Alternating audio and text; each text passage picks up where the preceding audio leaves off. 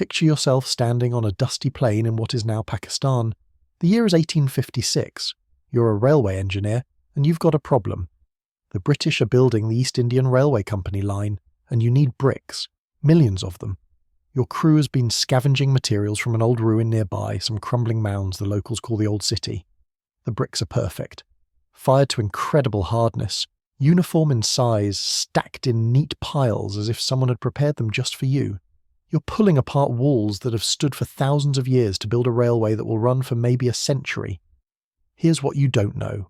You're dismantling one of the world's greatest civilizations, a society that flourished for 2,000 years, that built cities more sophisticated than ancient Rome, that had indoor plumbing when most of Europe was living in mud huts, and you've never heard of them.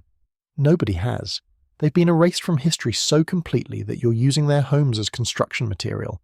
If you're using this to fall asleep, that's exactly why I make these videos.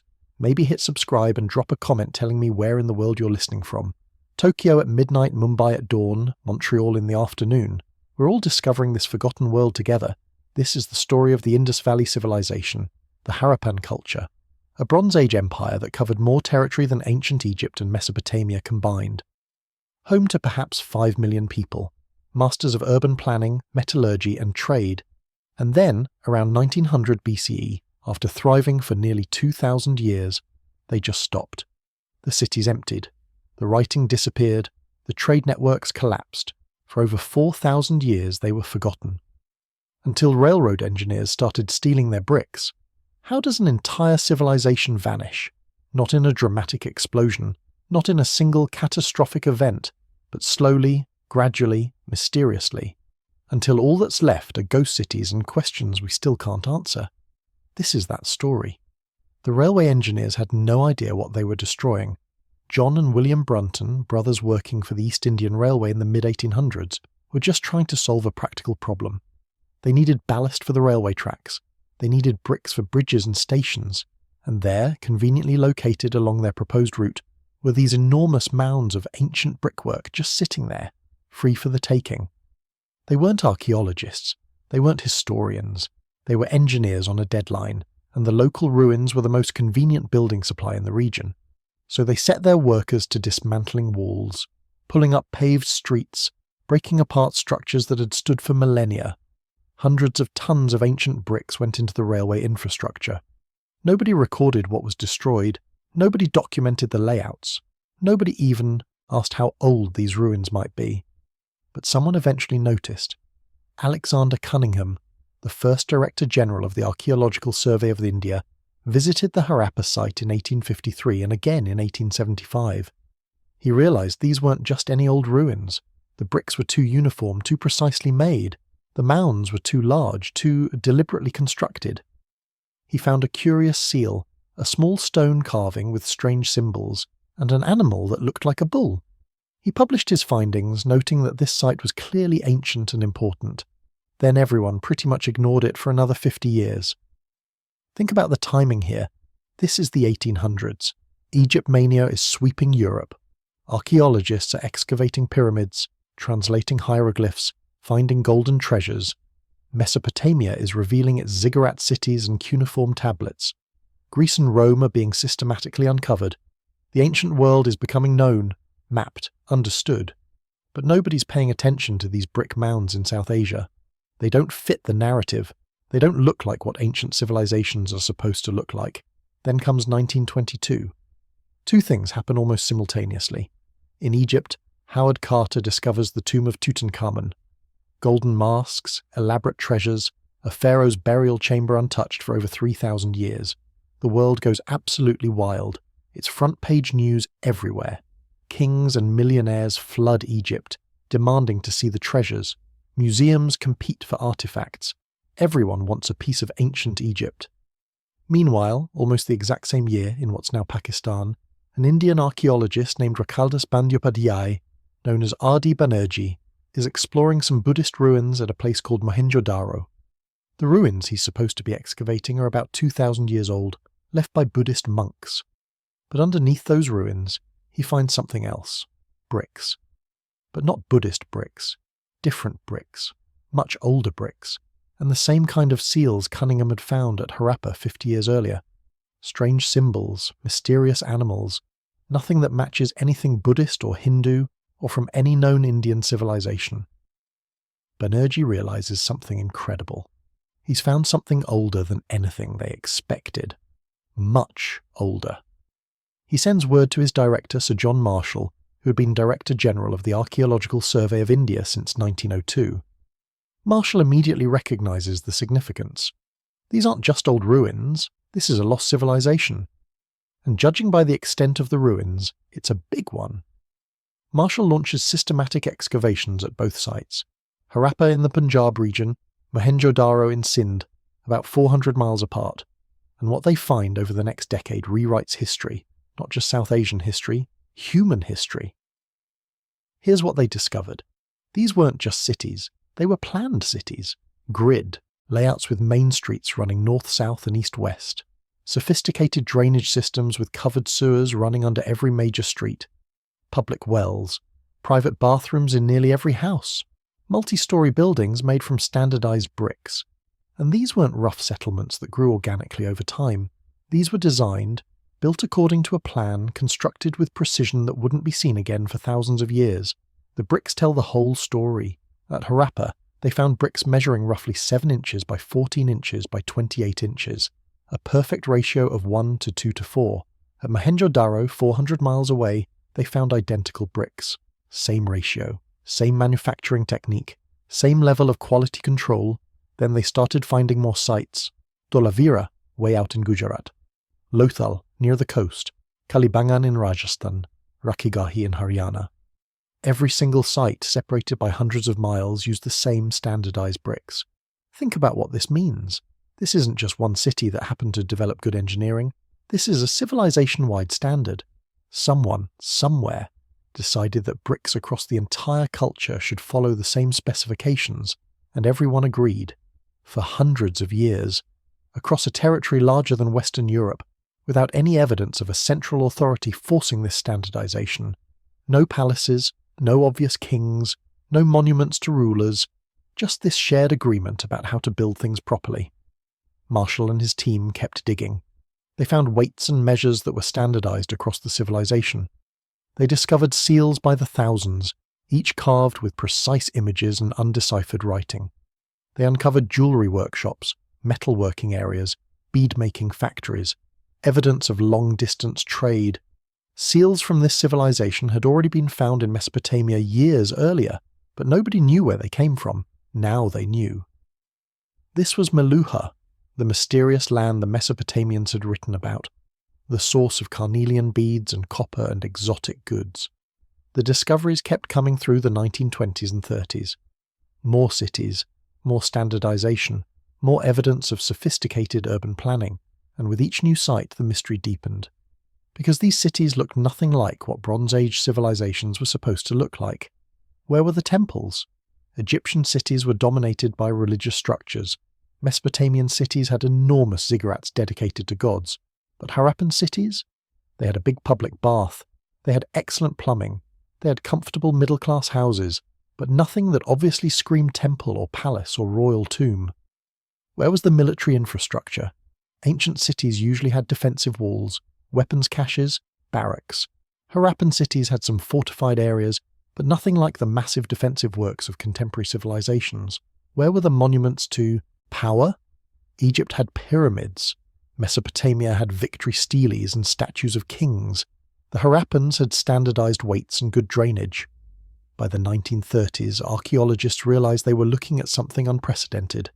A civilization that lasted nearly 2,000 years, that covered an area of over 300,000 square miles, that had a population estimated at 5 million people at its peak, that was contemporary with ancient Egypt and Mesopotamia, that had sophisticated technology and extensive trade networks, and that we knew almost nothing about. We couldn't read their writing. We didn't know what language they spoke. We didn't know how their society was organized. We didn't know what they believed. We couldn't even agree on what to call them. The discoveries didn't stop in the 1930s. They're still happening now. In 1999, Indian archaeologists discovered Dholavira, a massive planned city on an island in Gujarat with sophisticated water conservation systems. In 2014, major excavations began at Rakhigarhi in Haryana, which might be the largest Harappan site yet discovered. In 2019, DNA analysis of skeletons from Rakhigarhi revealed genetic information about who these people were and where their descendants went. Modern technology keeps adding to the story. Satellite imagery has revealed over 1,400 Harappan sites scattered across Pakistan, India and Afghanistan. That's more than double what was known just 30 years ago. Most haven't been excavated yet. Many never will be. Some have been built over by modern cities. Others have been destroyed by development or agriculture. But each discovery adds another piece to the puzzle. And here's what makes this so remarkable. This civilization flourished from around 3300 BCE to 1300 BCE. 2,000 years. For context, that's longer than the time between the fall of Rome and today. They were building planned cities with indoor plumbing when Stonehenge was just being erected. They were running sophisticated trade networks when the pyramids of Egypt were new. They were managing complex urban societies while most of the world was still figuring out basic agriculture. But then they stopped. The cities were abandoned. The writing disappeared. The trade networks collapsed. The standardization ended. By 1200 BCE, the urban phase of the Indus Valley civilization was over. The cities became ruins. The ruins became mounds. The mounds became sources of bricks for railway engineers who had no idea they were dismantling history. And for over 4,000 years, nobody remembered they had ever existed. Not the Greeks who invaded the region with Alexander. Not the Mauryan Empire that ruled the area. Not the Mughals who built their empire across the same territory. The greatest urban civilization of the Bronze Age had been completely erased from human memory. Until 1922, when archaeologists started asking questions about some very old, very well-made bricks. That's where our story really begins. Because now that we've found them, now that we know they existed, we can start asking the important questions. Who were they? How did they live? What did they believe? And most hauntingly, what happened to them? Why did they vanish? The answers are written in ruins and artifacts and layers of ancient soil. They're hiding in undeciphered symbols and genetic sequences and geological surveys. They're waiting in the hundreds of unexplored sites still buried under modern fields and towns. Some questions we've answered, many we haven't, and some we might never answer at all. But the search for those answers tells us as much about who we are as it does about who they were. Because we're all descendants of civilizations that rose and fell. We're all living in the shadow of forgotten empires, and we're all wondering the same thing. Could it happen to us? So what exactly did those archaeologists find when they started digging? What kind of cities had these people built? The answer is going to sound like science fiction, except it's all real, all documented, all sitting there in the ruins waiting for you to walk through them. Let's put you there. Picture yourself standing at the edge of Mohenjo-Daro around 2500 BCE. You're approaching from the east, and the first thing you notice is that this isn't some haphazard collection of buildings that grew organically over generations. This is planned. You can see it from a distance. The city is laid out on a grid, streets running perfectly north-south and east-west.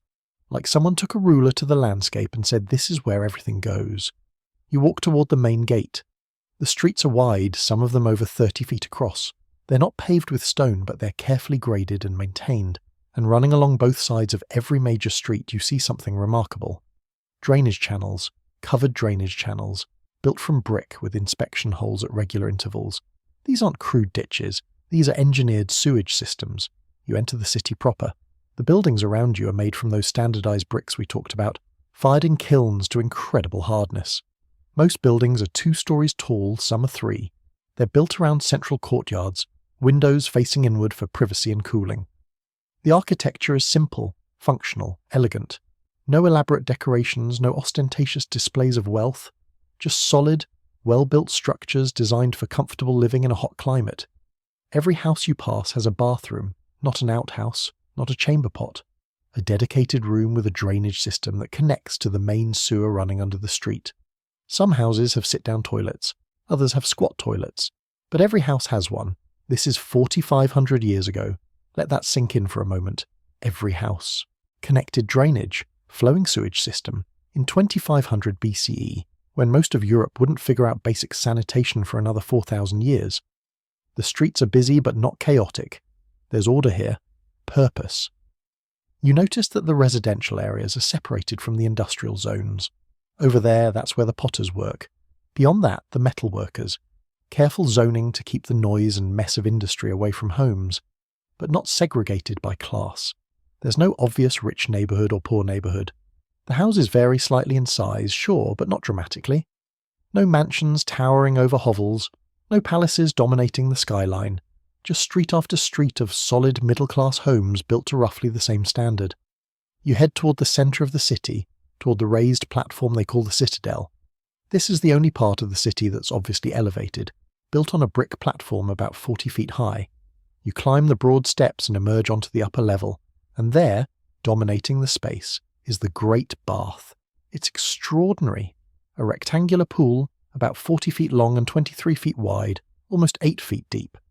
The floor and walls are made from tightly fitted brick sealed with natural bitumen, the same waterproofing material the Mesopotamians used for their boats. There are steps leading down into the bath from both ends.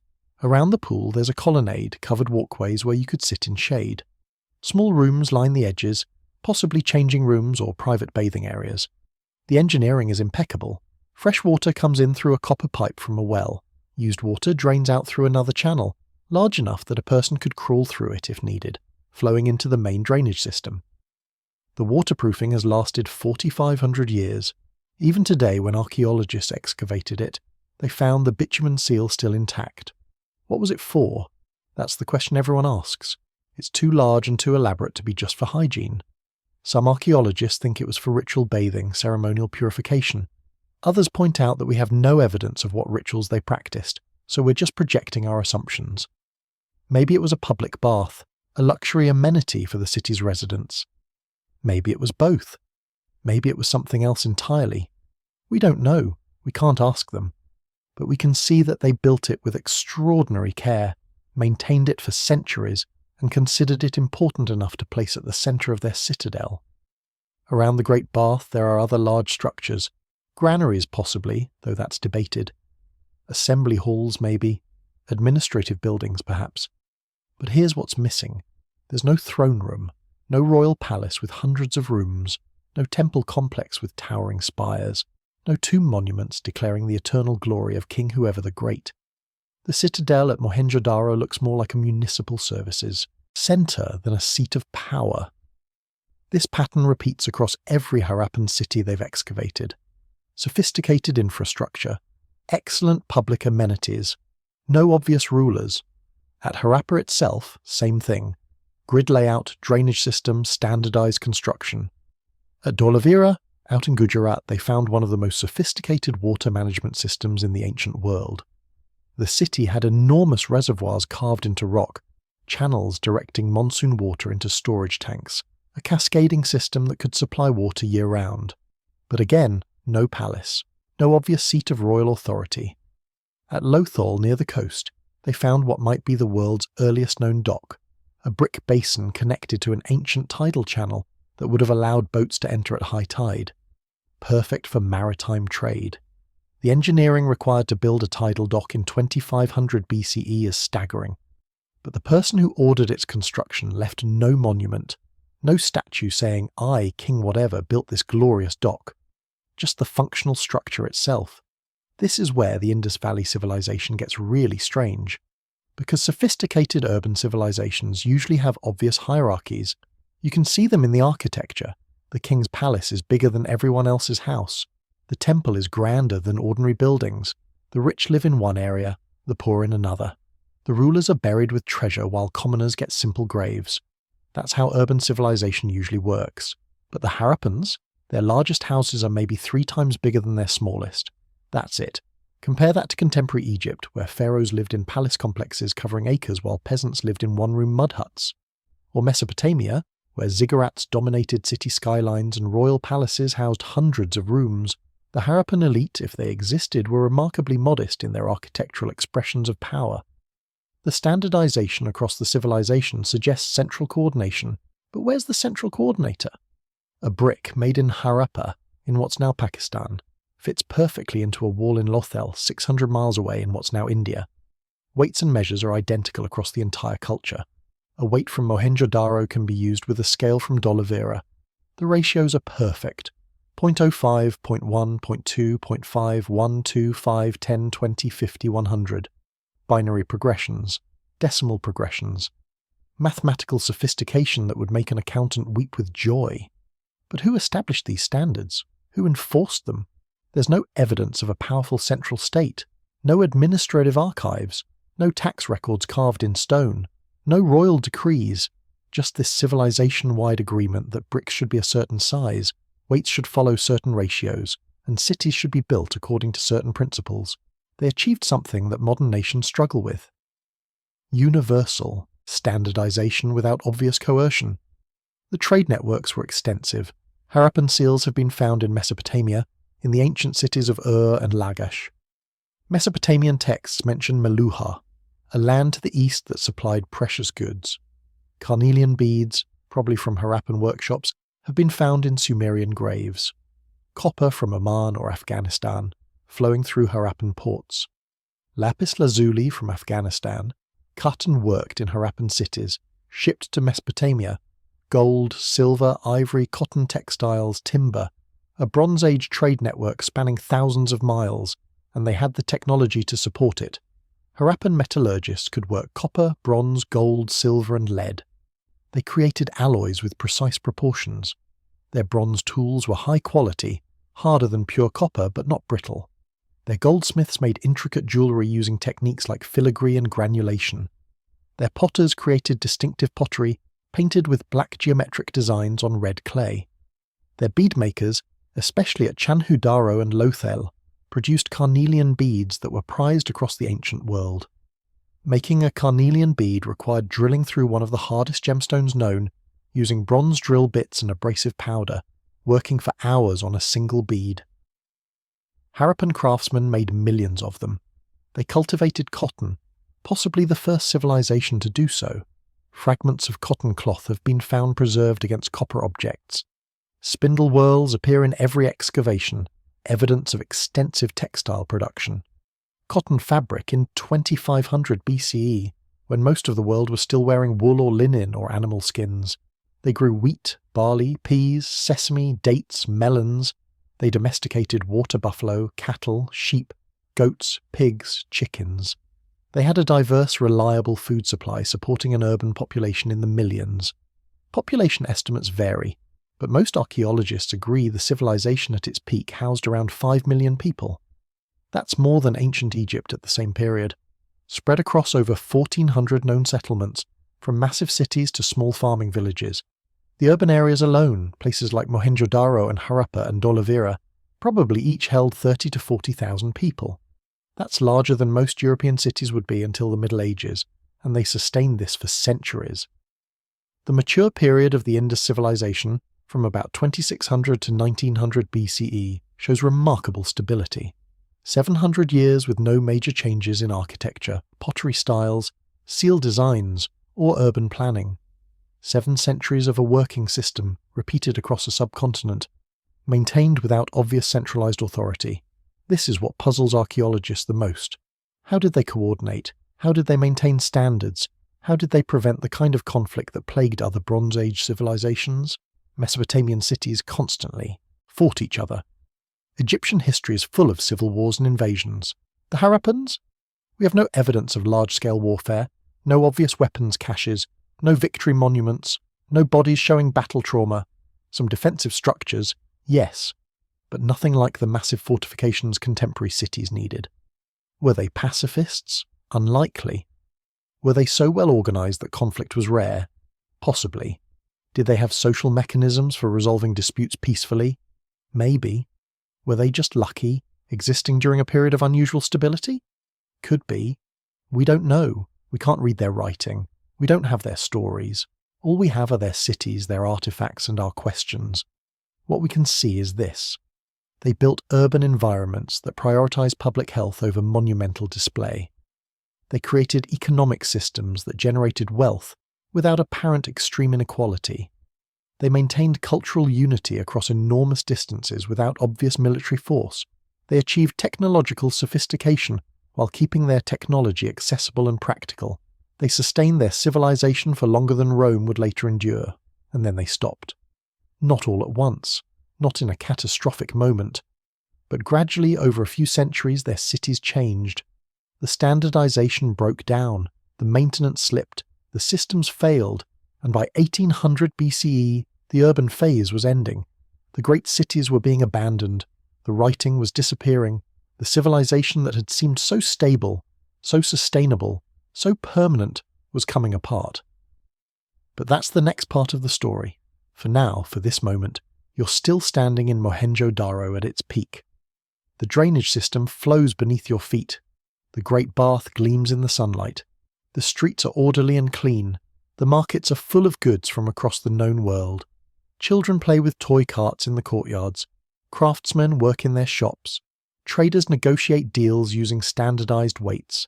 Everything works. Everything makes sense. This civilization has figured something out, achieved something remarkable, created something that will last.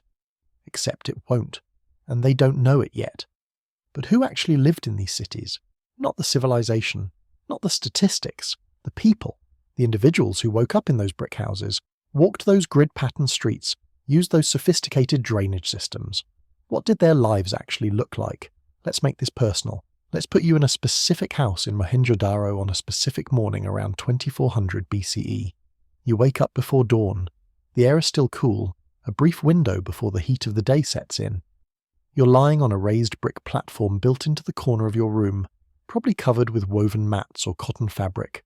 Cotton that was grown, harvested, spun, and woven right here in this civilization. You're sleeping in one of the first cotton textiles ever made by human hands. You stand up. Your feet touch the smooth brick floor. The house is quiet. 2 stories, maybe 3 rooms down here, a few more upstairs. Your family shares this space. Parents, children, maybe a grandparent, possibly unmarried siblings. The exact structure, we don't know, but the house size suggests extended families living together, which makes sense for a culture without obvious institutional support systems. You took care of your own. You walked to the bathroom. Yes, the bathroom. It's a small room, maybe 6 feet by 4 feet, with a drain in the corner that slopes down to connect with the main sewer running under the street outside. There's a brick platform, possibly for sitting or squatting, maybe a water jar nearby for washing. You do your business, pour water to flush the waste down the drain, and it flows away into the city's waste management system. You don't think about it. It's just how things work. It's been this way for centuries. You wash your face and hands at the private well in your courtyard. Most houses have them, brick-lined shafts going down 20 or 30 feet to reach the water table. You draw up water in a terracotta pot. The water is cool, clean, the well is maintained properly. The bricks lining it are fitted tightly, preventing contamination from surface runoff. Someone, generations ago, figured out how to dig safe wells in a city of thousands of people, and their knowledge has been preserved, passed down, implemented in every house. Your mother is already awake, preparing the morning meal. The kitchen area is on the ground floor, near the courtyard where cooking smoke can escape. She's grinding grain on a saddle quern, a flat stone base with a round grinder stone. The grain is wheat or barley, grown in the fields outside the city, brought in by farmers, stored in your house in large pottery jars. She mixes the flour with water, maybe adds some spices, forms it into flatbread.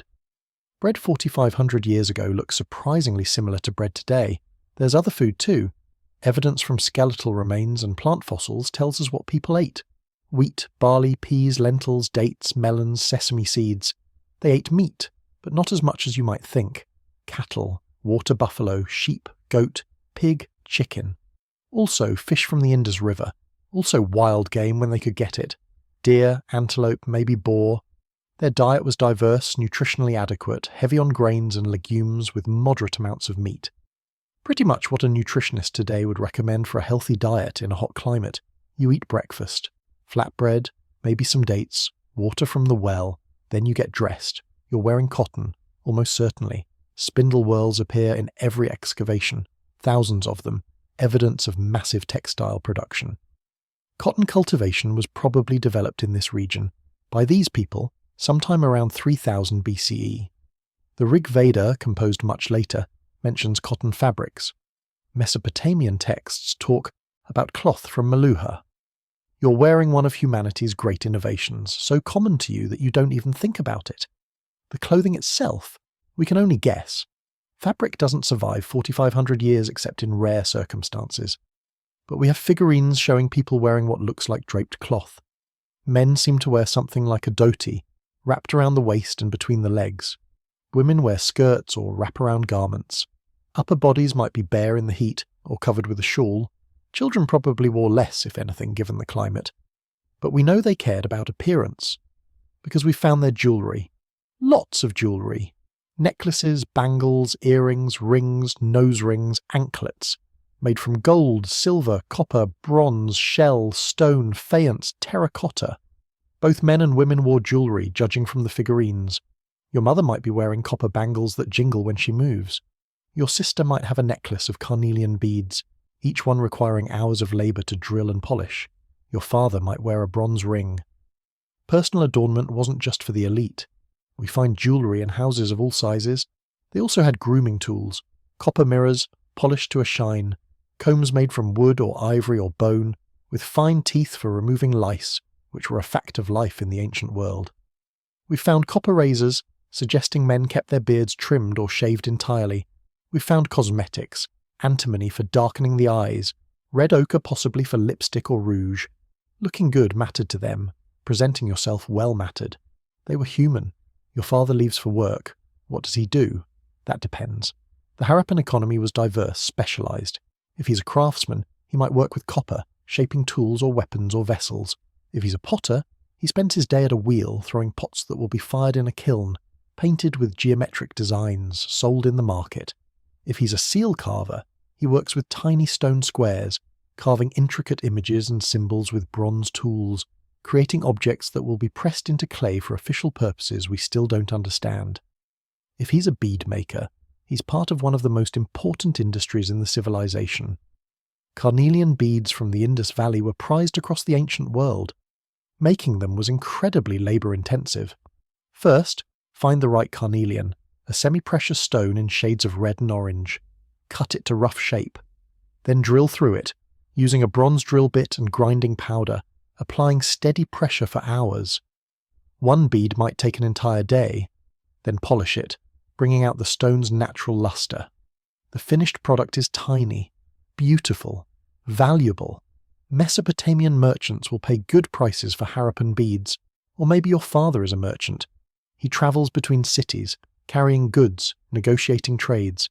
He uses those standardized weights we talked about, knowing that a weight calibrated in Mohenjo-Daro will be accepted in Harappa or Lothal or Kalibangan.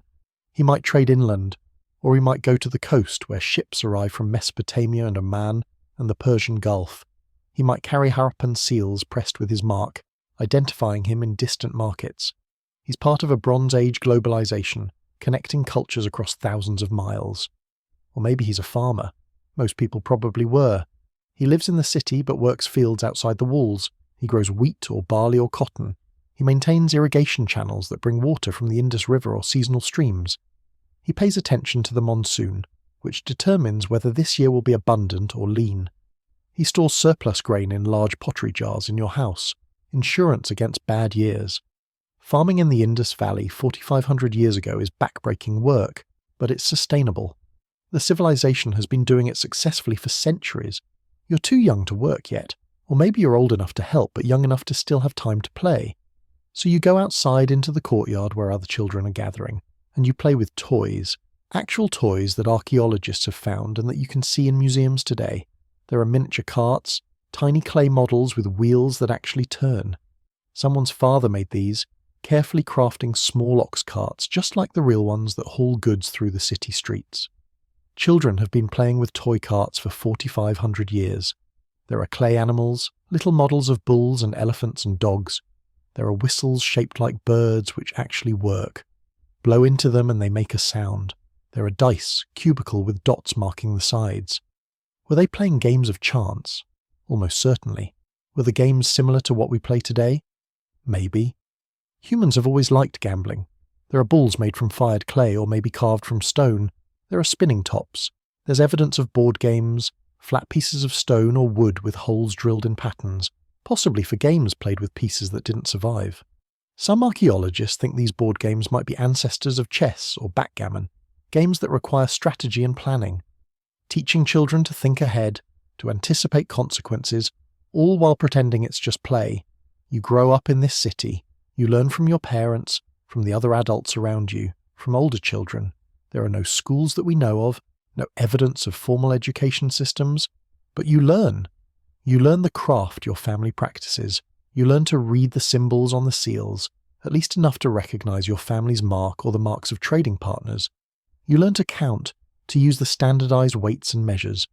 You learn the stories your culture tells, though we don't know what those stories were because we can't read their writing and oral traditions don't fossilize. You learn what's expected of you, how to behave, what's proper, what's forbidden, the social rules that every human society develops. And judging from the orderliness of Harappan cities, from the lack of evidence for violence, from the way they sustained their civilization for centuries, their social rules must have been fairly effective. They had figured out how to live together in large numbers without constant conflict. You might get sick. Everyone did sometimes. Skeletal evidence tells us about ancient diseases. They had dental problems, tooth decay, and abscesses from grinding grain on stone, which wore down teeth and sometimes introduced stone particles into the flour. They had arthritis, especially in older individuals, from a lifetime of physical labour. They had injuries, broken bones that healed, sometimes well, sometimes poorly. They had infections. They probably had malaria in the monsoon season. They had parasites, an inevitable consequence of living in dense populations with animals. But many people lived into their 40s and 50s, which is decent for the ancient world. A few lived into their 60s. Life expectancy was probably around 35 years, but that's an average dragged down by high infant mortality. If you survived childhood, you had a reasonable chance of living into middle age. They buried their dead with care, suggesting they mourned them. At the Harappa cemetery, archaeologists found bodies laid out, sometimes with grave goods, pottery vessels, jewellery, things the living thought the dead might need or want. There are 3 artefacts from Harappan sites that have become famous, that show up in every documentary and textbook because they give us glimpses of specific individuals from 4,500 years ago. Let's talk about them. First, the dancing girl. It's a bronze figurine, about 4 inches tall, found at Mohenjo-Daro. She's standing in a relaxed pose, one hand on her hip, the other arm decorated with bangles all the way from wrist to shoulder. She's wearing a necklace. She's naked otherwise, which might shock Victorian-era archaeologists but suggests a comfort with the human body. Her hair is styled elaborately, and she looks confident, almost defiant. The sculptor who made her, 4,500 years ago, captured personality. This isn't just a generic figure, this is someone. Maybe she was a dancer, an entertainer. Maybe she was just a girl the sculptor knew. But she existed. She walked those streets, and someone thought she was worth immortalizing in bronze. Second, the priest king. It's a limestone sculpture, found at Mohenjo-Daro, showing a man's head and shoulders. He has a beard, styled in a specific way, trimmed close. His hair is pulled back, held with a decorated band. He's wearing a robe or shawl with a trefoil pattern, 3-leaf designs that might be symbolic. His eyes are half closed, meditative, serene. His expression is calm, dignified. He looks like someone important, hence the name Priest King, though we have no idea if he was a priest or a king or anything else. But he was someone with status, someone worth sculpting, someone whose likeness has survived 4,500 years. Third, the mother goddess figurines. Multiple examples found at various sites. Female figures, often with elaborate headdresses, wearing jewellery. Some are pregnant, some hold infants. They might be representations of a goddess, evidence of religious beliefs we can only guess at. Or they might be ancestor figures, honoured grandmothers preserved in clay. Or they might just be dolls, toys for children. We project our interpretations onto them, seeing what we expect to see. Fertility goddesses, mother figures, religious icons. Maybe they were all those things, maybe they were something else entirely. The point is this, these aren't just artefacts, these are people's work. Someone shaped that clay, someone cast that bronze, someone carved that limestone, someone put time and skill and thought into creating these objects. And when we look at them today, in museums, behind glass, We're looking at the work of human hands from 4,500 years ago. We're connecting across time with someone who lived a life not so different from ours, someone who worried about their family, worked at their craft, played with their children, hoped for the future. They didn't know they were living in the Bronze Age. They didn't know their civilization would be called Harappan by archaeologists millennia later. They didn't know their cities would become ruins, their writing would become undecipherable, their names would be forgotten. They just lived. They got up in the morning, ate breakfast, went to work, came home, spent time with family, went to sleep. Day after day, year after year, generation after generation, for almost 2,000 years. They fell in love. They had children. They celebrated births and mourned deaths. They told jokes and sang songs and told stories. They gossiped about neighbours and worried about crops and hoped for good fortune. They were people, just people, living lives that made sense to them in a world that made sense to them. And from our perspective, 4,500 years later, they did something remarkable. They created one of the most sophisticated civilizations of the ancient world. They invented technologies that wouldn't be reinvented for millennia. They sustained a peaceful, prosperous society across an enormous territory for centuries. They achieved things that we, with all our modern knowledge, still find impressive. But from their perspective, they were just living. Just doing what seemed normal and reasonable and right. Just building the kind of world they wanted to live in. Just taking care of their families and their communities and maintaining the systems that had been passed down to them. They didn't think they were special. They were just doing life the way they'd learned to do it. That's the thing about civilizations. When you're in them, they feel permanent. They feel like the way things are and always will be. The streets will always be maintained. The drainage will always flow. The trade networks will always function. The standards will always be upheld. It's just how the world works, until it doesn't, until something changes, until the systems start breaking down, until the world you knew starts coming apart, and then you face choices your ancestors never had to face. Do you stay and try to fix what's breaking, or do you adapt and move on? But they didn't know that yet. On that morning in 2400 BCE, walking through the orderly streets of Mohenjo-Daro, everything seemed fine. Everything seemed sustainable. Everything seemed like it would last forever. It wouldn't. Those people had a voice. They wrote things down. They carved symbols onto seals and pressed those seals into clay. They marked pottery and tablets and copper tools. They left us thousands of inscribed objects, messages from 4,500 years ago preserved in stone and clay, waiting to be read. And we can't read them. Not a single word. Not one symbol. After a century of trying, after countless scholars dedicating their careers to this problem, after computer analysis and AI pattern recognition, and every possible approach, the Indus script remains completely undeciphered. We're staring at their words, and we have no idea what they're saying. Let me show you what we're dealing with. Picture one of those seals we keep mentioning. It's small, about an inch square, sometimes rectangular, usually made from steatite, a soft stone that hardens when fired. The surface is polished smooth, and carved into it, in reverse so it prints correctly, is an image and some symbols. The images are remarkable. Sometimes it's an animal, a bull with massive horns, an elephant, a rhinoceros, a tiger, or the most famous one, the unicorn, though it's probably not a unicorn at all. It looks like a bull or ox shown in profile, so you only see one horn, but it might have two. Or it might be a stylized representation of some animal that's gone extinct. We don't know. It appears on more seals than any other animal, so it clearly meant something important to them. Sometimes the seals show human figures, a person sitting in what might be a yoga pose surrounded by animals, someone wearing a horned headdress, figures that might be gods or priests or just important people. Sometimes there are mythological creatures, composite animals that don't exist in nature. Sometimes there are geometric patterns or plant motifs, and above or beside these images there are symbols. The script itself, not a lot of symbols usually. The average inscription is 5 symbols long. The longest known inscription has about 26 symbols. Most are much shorter, 3 symbols, 4 symbols, 7 symbols, brief messages that someone 4,500 years ago thought were worth carving into stone. We have over 4,000 of these inscribed objects. Seals mostly, but also pottery shards, metal tools, clay tablets, even a wooden sign that somehow survived. From all these objects, we've identified somewhere between 400 and 600 distinct symbols, depending on how you count. Are these 2 symbols different? Or are they variations of the same symbol? Are these ligatures, combinations of two symbols written together? It's hard to say when you can't read the language. Here's what a few of these symbols look like.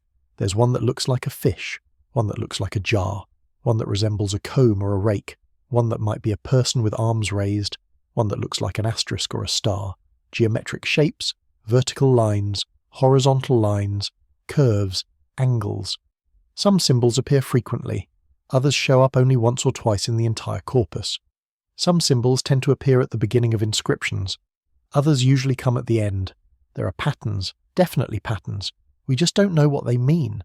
The first scholars who looked at these seals tried to compare them to known scripts. Maybe it's related to Sumerian cuneiform. Doesn't match. Maybe it's early Brahmi, the ancestor of many South Asian scripts. Too old, wrong style. Maybe it's Proto-Dravidian. Possible, but unprovable. Maybe it's a lost language with no modern descendants. Also possible, also unprovable. The fundamental problem is this. To decipher an unknown script, you need one of several things. Best case scenario, you need a bilingual inscription, like the Rosetta Stone.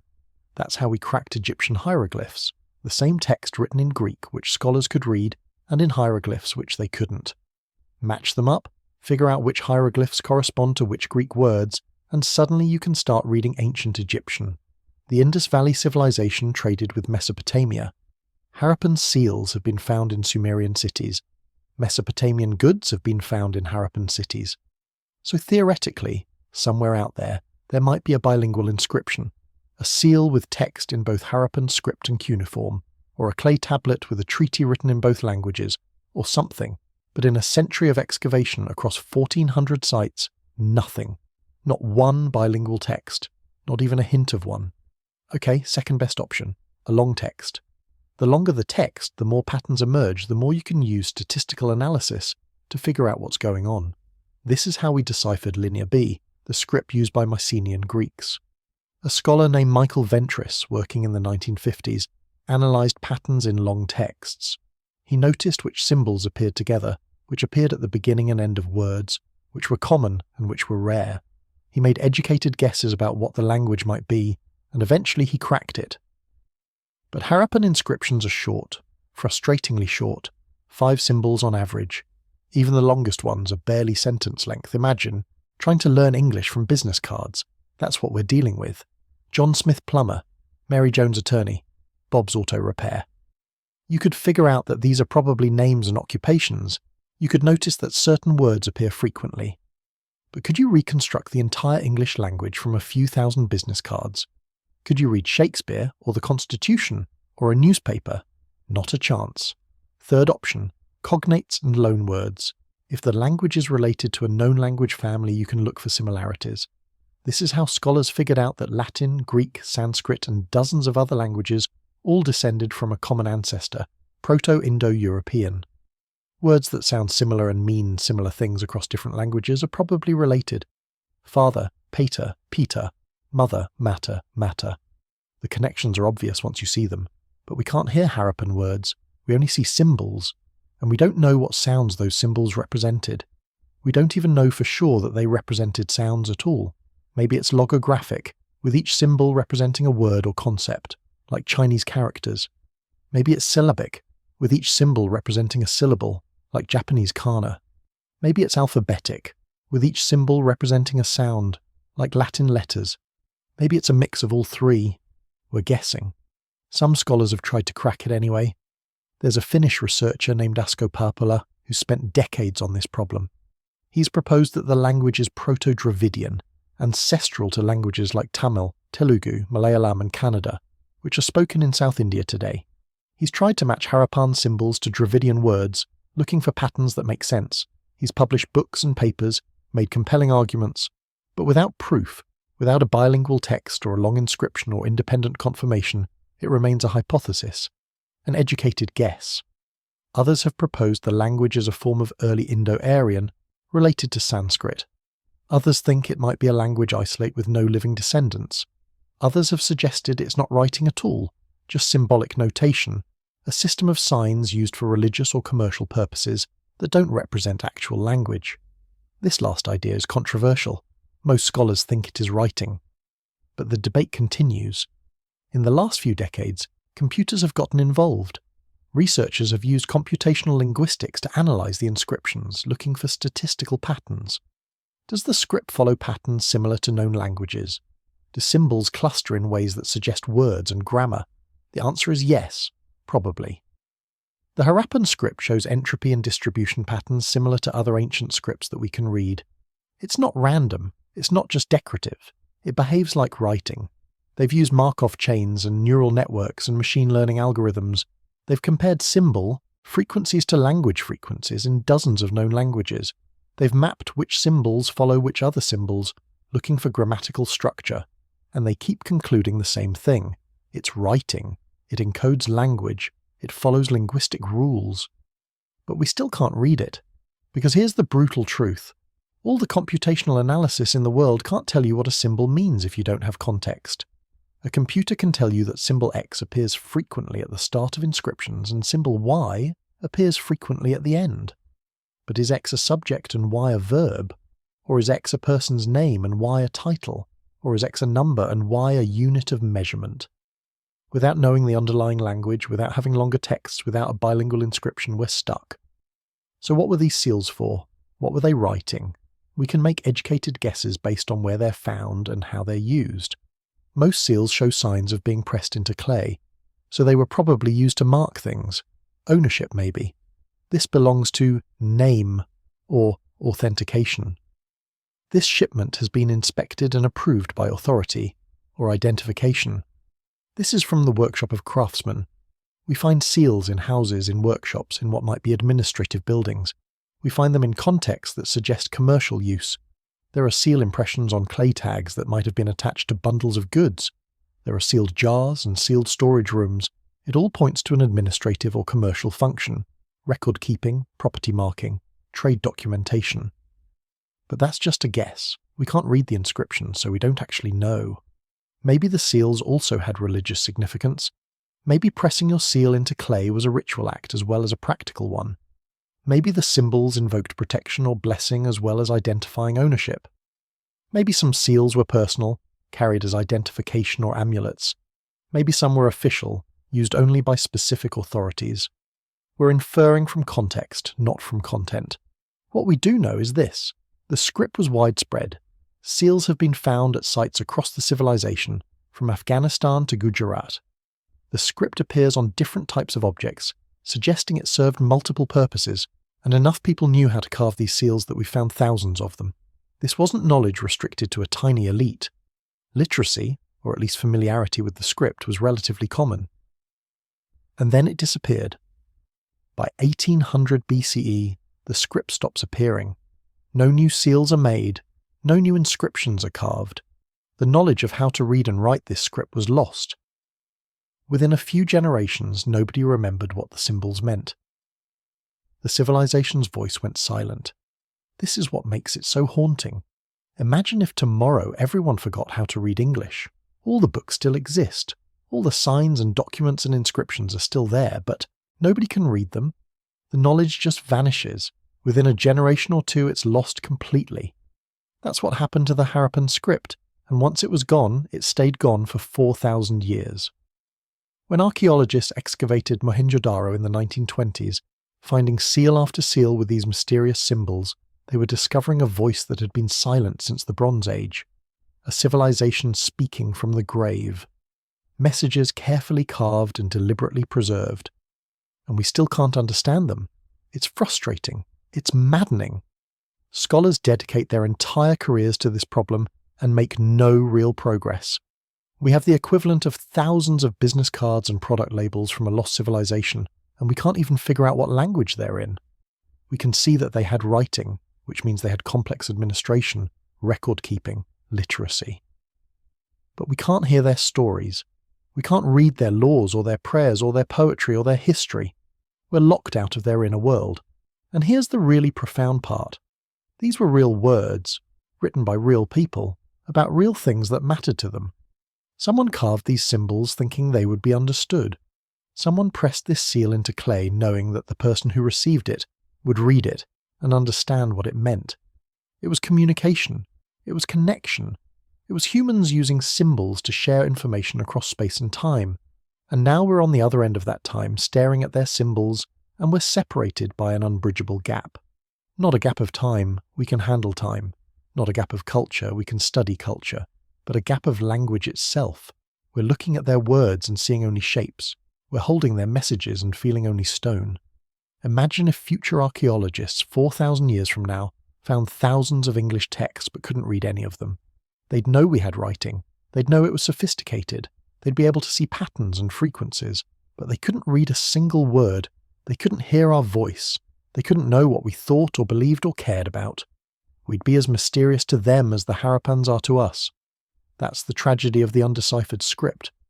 Not that it exists, that's remarkable, but that it exists and we can't read it. The Harappan people reached across 4,500 years to speak to us, and we can't hear them. They tried to tell us who they were, what they valued, how they organized their world, and all we can do is look at their symbols and wonder. Maybe someday someone will crack it. Maybe new excavations will turn up that bilingual inscription. Maybe some brilliant researcher will have an insight nobody else has had. Maybe a more advanced AI will spot a pattern we've missed. Maybe. But for now, for this moment, the script remains silent. The symbols remain mysterious, and the Harappan people, despite leaving us thousands of inscriptions, remain voiceless. We can see what they built. We can analyze how they lived. We can study their cities and their trade and their technology. But we can't hear them speak. We can't read their thoughts. We can't know what they called themselves or what stories they told or what they believed about the world. We're staring at their words, we just can't hear them. And that's one mystery. But there's another, a bigger one. Not what they said, but what happened to them. Why did the writing stop? Why did the seals disappear? Why did a sophisticated, literate civilization lose the ability to read and write within a few generations? That's the question that leads us to the next part of the story, the part where everything starts falling apart. Something changed around 1900 BCE. Not suddenly, not dramatically, but if you were living in Mohenjo-Daro or Harappa in that century, you would have noticed. Small things at first, things that wouldn't alarm you but might make you wonder. The city isn't quite as it was. Standards are slipping, the old ways are changing. Let's put you back there. Same city, same streets, but now it's 1900 BCE instead of 2400. You wake up in the same brick house your grandparents built, but the house next door, the one that's been empty since the family moved away last year, nobody's maintaining it. The courtyard is filling with debris. Part of the roof has collapsed. Your grandfather says when he was young, houses didn't stay empty. People took care of things, but now families are leaving, moving to smaller towns, moving east toward the river valleys, looking for better opportunities, they say, looking for more reliable water. You walk outside. The main street is still there, still running straight north-south like it has for centuries. But look closer. Someone's built an extension on their house that juts out into the street. Just a few feet, but it wasn't like that before. The city plan, the sacred grid that has defined urban space for 700 years, is being violated. And nobody's stopping them. Nobody's enforcing the old standards. Maybe there's nobody left with the authority to enforce them. Maybe people just don't care anymore. The drainage system is still there, those sophisticated sewers running under the streets. But they're not being cleaned as regularly. Silt is building up. Some sections are clogged. You notice standing water in places where water never used to stand. A smell that wasn't there before. Nothing terrible yet, but noticeable. Your father remembers when maintenance crews would clear the drains every season. Now they come less often, or not at all. The market is still functioning, but it's different. The pottery you see for sale is cruder than it used to be. Your mother complains about it. The old pottery, the kind your grandmother used, was so finely made. Thin walls, perfectly fired, decorated with those precise black geometric patterns on red clay. The new pottery is thicker, rougher, the decorations less carefully applied. It works, it holds water and grain, but it's not the same quality. The craftsmen who made the good stuff, some of them have left. Some have died and their children learned the craft, but not quite as well. Standards are slipping. You notice fewer seals at the market. Your father used to see them all the time, merchants pressing their marks into clay, authenticating goods, documenting transactions. But now, people are using simpler methods, verbal agreements, memory, trust. Maybe the seal carvers have left too. Maybe the script itself is being forgotten, becoming something only old people remember. Your generation doesn't learn it the way previous generations did. Why bother when fewer people are using it? This is what decline looks like in the archaeological record. Not a dramatic collapse, not fire and destruction. Just a gradual degradation of quality, a slow abandonment of standards, a creeping sense that things aren't what they used to be. Archaeologists can see it in the stratigraphic layers, the levels of soil stacked like pages in a book, each one representing a period of time. At Mohenjo-Daro, they excavated down through the layers. The lowest levels, the oldest, dating to 2600 to 2400 BCE, show the city at its peak. Perfect grid layout, sophisticated drainage, standardized construction, fine pottery, abundant seals. Then as you move up through time, into the 1900s and 1800s BCE, the layers start showing changes. The pottery gets cruder. The seals become less common and eventually disappear entirely. The houses built in this period are constructed right on top of older streets, blocking the ancient thoroughfares. The drainage systems are no longer maintained, filled with silt and debris. At Harappa, same story. The early levels show urban planning and standardization. The later levels show decay. Buildings are constructed without regard to the original city plan. The fortification walls, which once defined the citadel area, are encroached upon by casual construction. Public spaces become private spaces. Wells are abandoned or filled in. The infrastructure that took centuries to build starts falling apart in just a few generations. At Kalibangan, a city in Rajasthan, the late period shows a dramatic shift. The earlier city was planned with the characteristic Harappan grid. But in the late period, the plan breaks down. Buildings are oriented differently, construction is haphazard, and eventually the city is abandoned entirely. When archaeologists excavated it, they found no signs of destruction, no fire layers, no evidence of attack. Just gradual decline followed by abandonment. This pattern repeats across the civilization, site after site showing the same progression. Early period, sophisticated and standardized. Middle period, peak prosperity and population. Late period, declining quality and eventual abandonment. The dates vary slightly by region, but the overall pattern is consistent. Around 1900 BCE, things start changing. By 1700 BCE, the urban phase is essentially over. But here's what's crucial. This isn't happening overnight.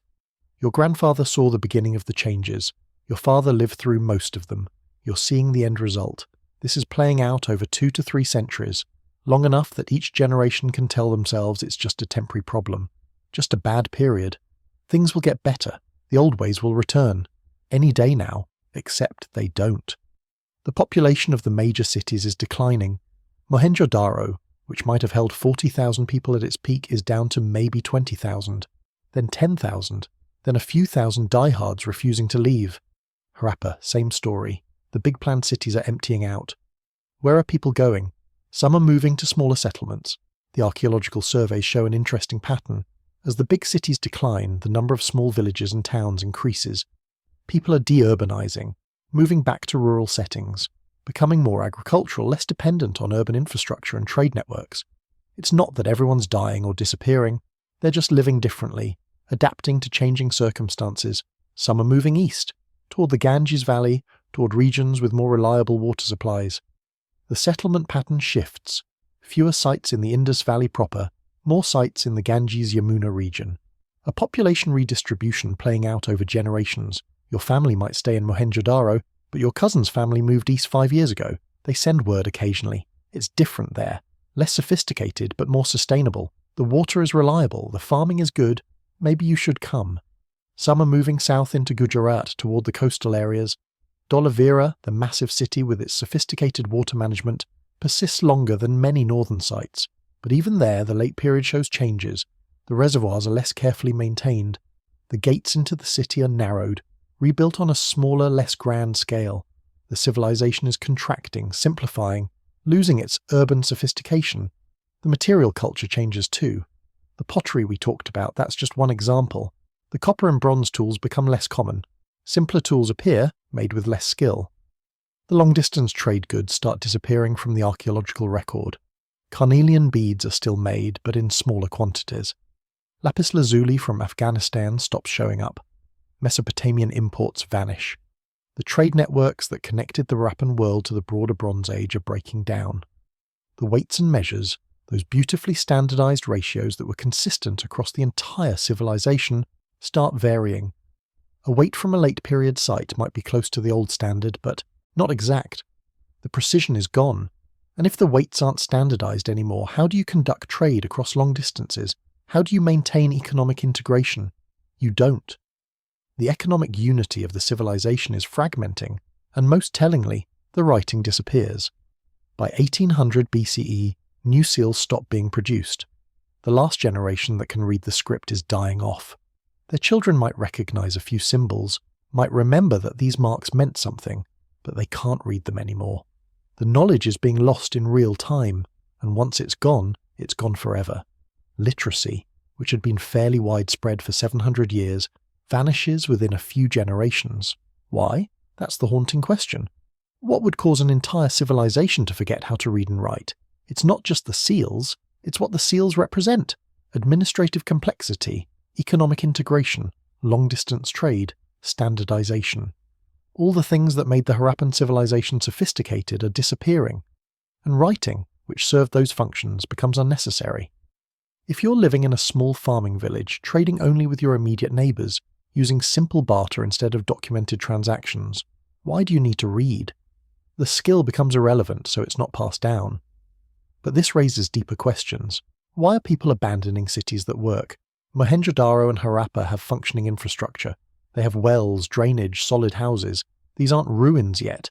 These are cities that could support large populations if people stayed, but people are choosing to leave.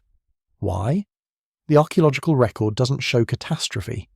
There are no destruction layers from this period, no widespread burning, no mass graves, no evidence of warfare or invasion. If enemy armies had conquered these cities, we'd see it. We'd see defensive preparations, weapon caches, burned buildings, bodies showing trauma. None of that exists.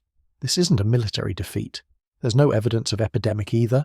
If a plague had swept through, we'd expect to see mass burials, bodies disposed of quickly to prevent contagion, possibly abandonment of entire neighbourhoods. We see gradual abandonment, not panic. People are leaving in an orderly way, taking their belongings, making deliberate choices about where to go next. It's also not a sudden collapse of trade. Yes, the trade networks are breaking down, but that seems to be a consequence of the urban decline, not a cause. People are leaving cities before the trade stops, not after. The economic disruption is a symptom of a deeper problem. So what is the problem? That's where we need to look at environmental evidence. Because around 1900 BCE, something else is changing. Something that would affect where people lived and how they survived. Something that would make perfect cities suddenly imperfect. The climate is shifting, the rivers are changing, and the environmental foundation that had sustained the Harappan civilization for centuries is becoming unstable. But let's stay with the people for a moment.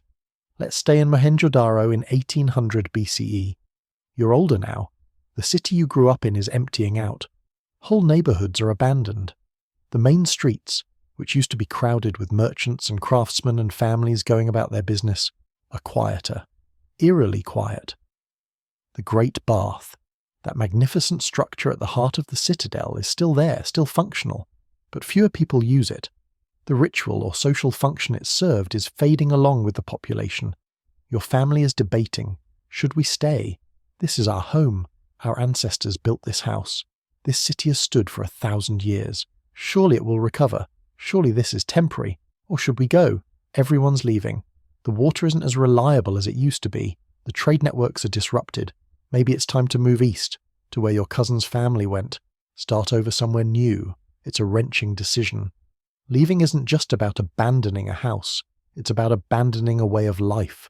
The urban sophistication, the access to goods from across the known world, the sense of being part of something large and important. If you move to a farming village, you lose all that. You become a farmer. Your children will grow up rural, without the opportunities you had. But if you stay, you're living in a dying city, watching it slowly come apart around you. Some families stay until the very end.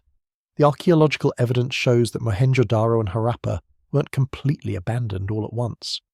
There are late occupation layers showing people squatting in formerly grand buildings, using structures built centuries earlier but no longer maintaining them. Living among ruins even while the ruins were relatively new. The last residents of these great cities were living in a ghost town of their own making, and eventually even they leave. By 1600 BCE, maybe 1500, the major cities are empty. The bricks are still there, the streets are still laid out, the wells are still drilled, the drainage system is still constructed underground, but nobody lives there anymore. The cities have become archaeological sites, preserved for future discovery, waiting 4,000 years for railroad engineers and archaeologists to find them. The civilization didn't end in a moment. It faded, like a sound that gradually becomes quieter until you can barely hear it, and then it's gone. The Harappan civilization, which had been one of the greatest urban cultures of the Bronze Age, which had thrived for 2,000 years, which had achieved technological and social sophistication that wouldn't be matched for millennia, just slowly faded away. But the people didn't disappear. That's important to remember. The cities were abandoned, but the people survived. They moved, they adapted, they changed how they lived. The civilization died, but the culture, or pieces of it, persisted. Transformed, simplified, but not gone. Where they went and how they lived after the cities fell, that's the next part of the story. But before we get there, we need to understand why. Why did this happen? What forced people to abandon perfect cities? What environmental change could be severe enough to cause the collapse of an entire civilization?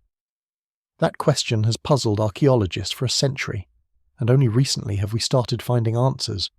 So what happened? What could cause an entire civilization to unravel over a few centuries? What environmental force could make people abandon cities with working infrastructure, functioning technology, and centuries of accumulated knowledge? For decades, archaeologists argued about this. They proposed theories, debated evidence, changed their minds, and the answer, as we'll see, is probably more complicated and more disturbing than anyone initially thought. Let's start with the first theory, the one that dominated thinking for decades, the Aryan invasion theory. And we need to talk about it because it shaped how people understood the Indus Valley civilization for most of the 20th century, even though it's now largely discredited. In 1946, a British archaeologist named Sir Mortimer Wheeler was excavating at Mohenjo-daro. He found groups of skeletons scattered through the ruins, bodies that hadn't been properly buried, bodies in unusual positions, sprawled in streets and houses. And Wheeler, looking at these remains, constructed a narrative. These were victims of violence, massacred, killed by invaders who swept down from the northwest, destroying the peaceful Harappan cities. Who were these invaders? Wheeler suggested they were Indo-Aryans, the people who would eventually compose the Vedic texts, the ancient Sanskrit literature that forms the foundation of Hindu tradition. The Rig Veda, the oldest of these texts, describes battles and conquests. It mentions a god named Indra who destroys fortified cities. Wheeler read these texts and thought he saw evidence of the same events at Mohenjo-daro. The Indo-Aryans invaded, the Harappans died, civilization collapsed. It was a compelling story. It fit with colonial-era assumptions about how civilizations fall. Sophisticated urban cultures get conquered by warlike barbarians, Rome and the Germanic tribes, the pattern repeating through history. And it seemed to explain the archaeological evidence, the abandoned cities, the scattered bodies, the sudden end of urban culture. There was just one problem. It wasn't true. Later analysis of those skeletons showed they died at different times, not all at once. Some were from earlier periods, some were from later. They weren't massacre victims. They were people who died over centuries and whose bodies, for whatever reason, ended up in those positions. Maybe flooding disturbed burial sites. Maybe they were from a period when proper burial customs had broken down. But they weren't evidence of military conquest. And there's no other evidence of warfare either. No burned cities, no weapons caches prepared for defense, no fortifications hastily erected, no defensive walls being reinforced, no signs that people expected attack or tried to prepare for it. If armies had invaded, if battles had been fought, if cities had been sacked, we'd see it. Archaeological evidence of warfare is distinctive and obvious. It's not here. The timeline doesn't work either. The Indus cities were abandoned over centuries, from 1900 to 1500 BCE. The Indo-Aryan migrations into India, based on linguistic and archaeological evidence, probably happened later, around 1500 to 1000 BCE, after the cities were already abandoned. The invaders arrived to find ruins, not functioning cities. They didn't destroy the Harappan civilization. They inherited a landscape where it had already collapsed. By the 1970s and 80s, most archaeologists had abandoned the invasion theory. It didn't fit the evidence. It was based on assumptions that didn't hold up to scrutiny. So if it wasn't invasion, what was it? That's when researchers started looking at the environment. Let's talk about climate. Because around 1900 BCE, around the time the Harappan cities start declining, the climate of South Asia is changing. And not in a good way. Modern climate science has given us tools to reconstruct ancient weather patterns. We can drill ice cores from glaciers and read the layers like tree rings, each layer preserving information about temperature and precipitation from thousands of years ago. We can analyze oxygen isotopes in ancient cave formations, which tell us about rainfall patterns. We can study pollen preserved in lake sediments, showing what plants grew in different periods, which indicates what the climate was like. And all this evidence points to the same conclusion. Around 2200 to 1900 BCE, the South Asian monsoon weakened. The regular seasonal rains that the Harappan civilization depended on became less reliable. Drier conditions spread across the region. The climate that had sustained 2,000 years of urban culture was changing. The monsoon is everything in South Asia. It's not just rain, it's the entire rhythm of life. Every summer, moisture-laden winds from the Indian Ocean sweep north, bringing torrential rains that fill rivers, flood fields, and replenish groundwater. These rains make agriculture possible. They sustain populations, they fill the wells and reservoirs.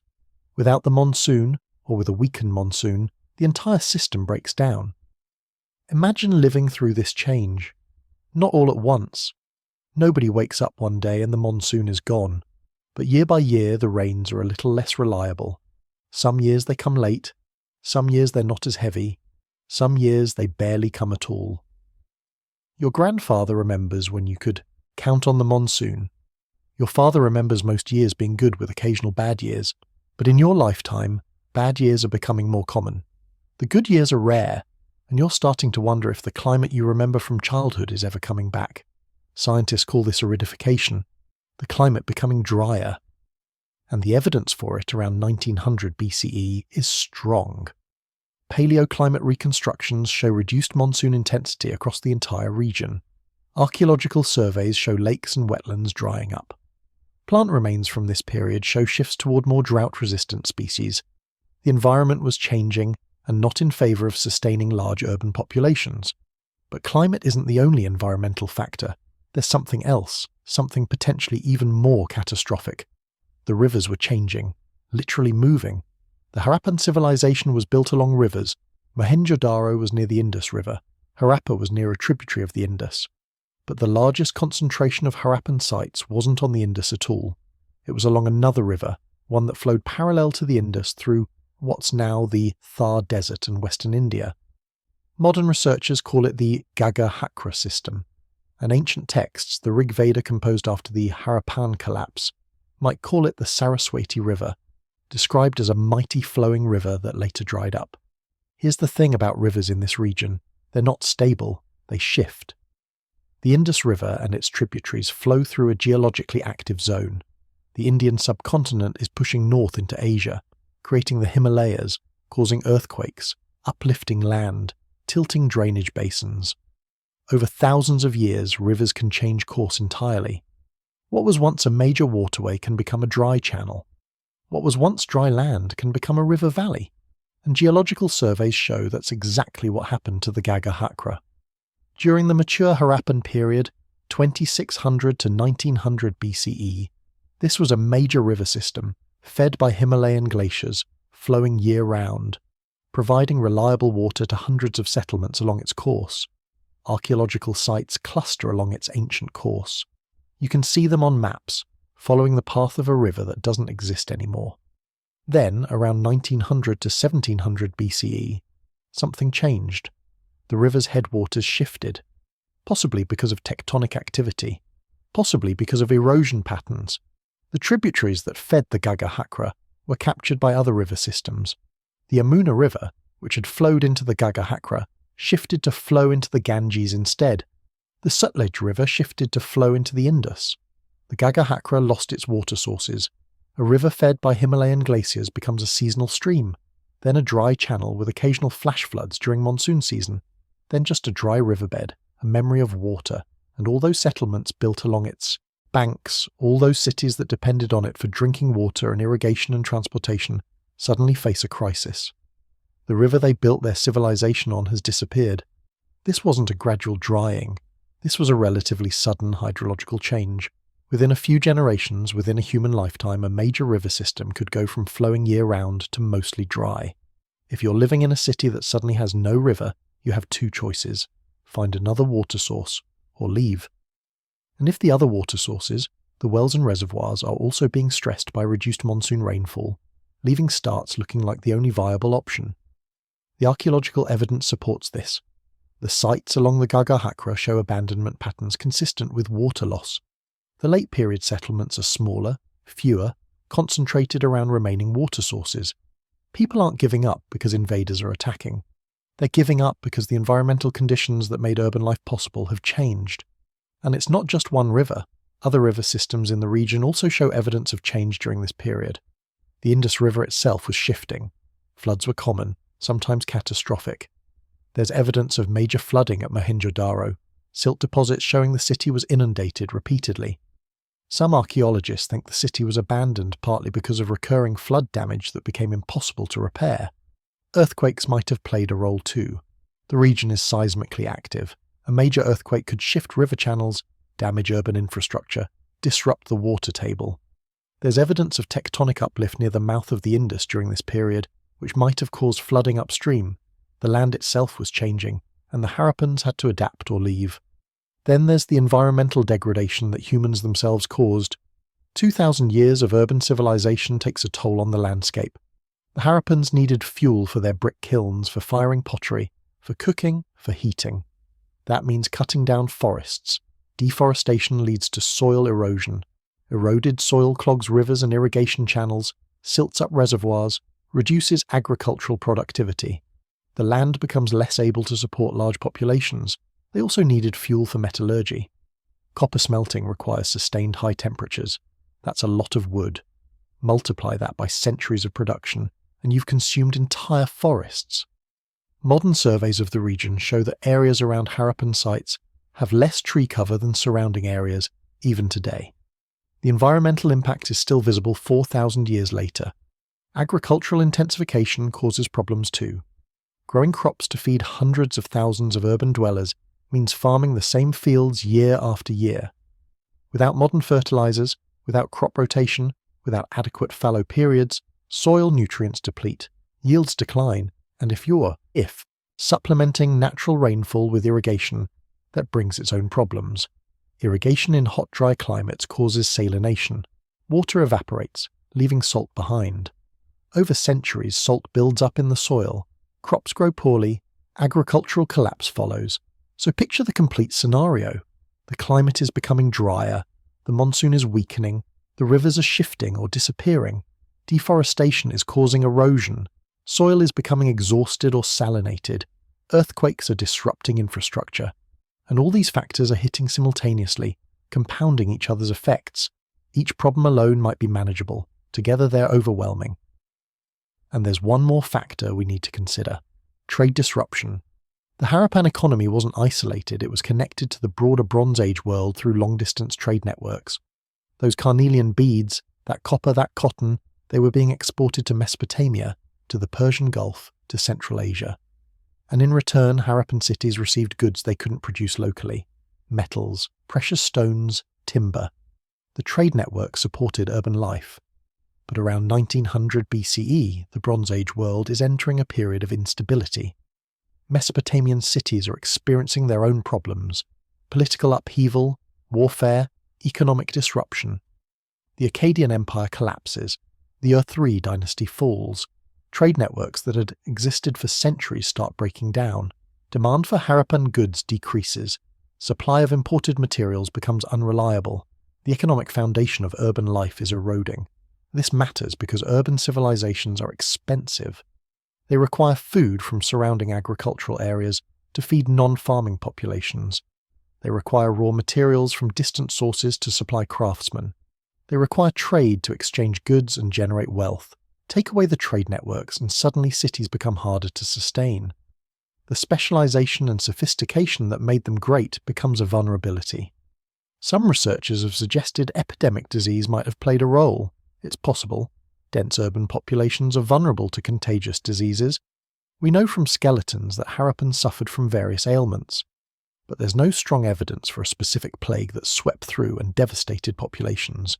Disease was probably a factor in urban decline, as it always is, but likely not the primary cause of civilization collapse. What we're looking at is a perfect storm, multiple environmental and economic stresses hitting simultaneously. Any one factor alone might have been survivable. The Harappans were adaptable.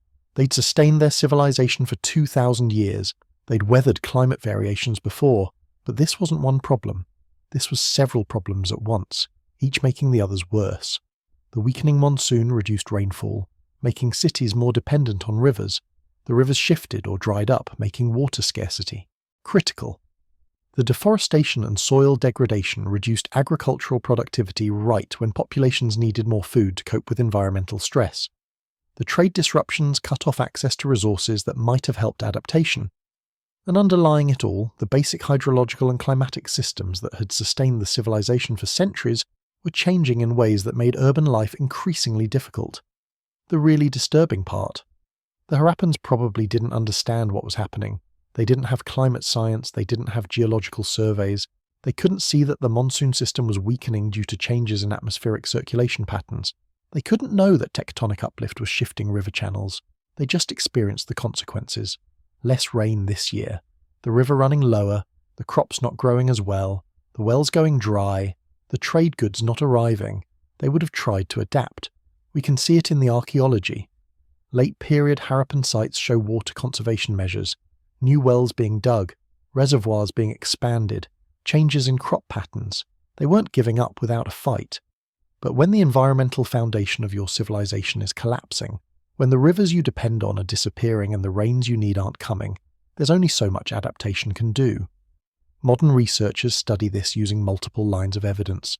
Paleoclimate data from ice cores and cave formations, geomorphological studies of ancient river channels, satellite imagery showing where water used to flow, archaeological surveys documenting settlement patterns over time, paleobotanical analysis of plant remains showing environmental changes, isotope analysis of human bones showing dietary stress. All the tools of modern science brought to bear on an ancient mystery. And they're reaching a consensus. The collapse wasn't caused by invasion. It wasn't caused by some single catastrophic event. It was caused by environmental change that the Harappans couldn't control and didn't fully understand. The climate shifted, the rivers dried, and a civilization that had lasted 2,000 years, that had achieved remarkable sophistication, that had built cities that worked, found itself unable to sustain urban life anymore. The lesson here is profound. Civilizations don't necessarily fall because they're weak, or backward, or morally corrupt. Sometimes they fall because the environmental conditions that allowed them to flourish change. And when the environment changes faster than a society can adapt, even sophisticated civilizations with advanced technology can collapse. Sound familiar? We're living through our own period of environmental change. Our climate is shifting. Our water resources are being stressed. Our agricultural systems are being pushed to their limits. We have advantages the Harappans didn't have. We understand what's happening. We have technology they couldn't imagine. We can theoretically plan and adapt in ways they couldn't. But we're also more dependent on complex systems, more interconnected globally, more vulnerable to cascading failures. The Harappan collapse isn't just an ancient mystery. It's a warning from the past about what happens when civilizations push environmental limits. But here's the really important thing to remember. The civilization collapsed. The cities were abandoned. The urban phase ended. But the people didn't disappear. They survived. They adapted. They changed how they lived. And their story continues.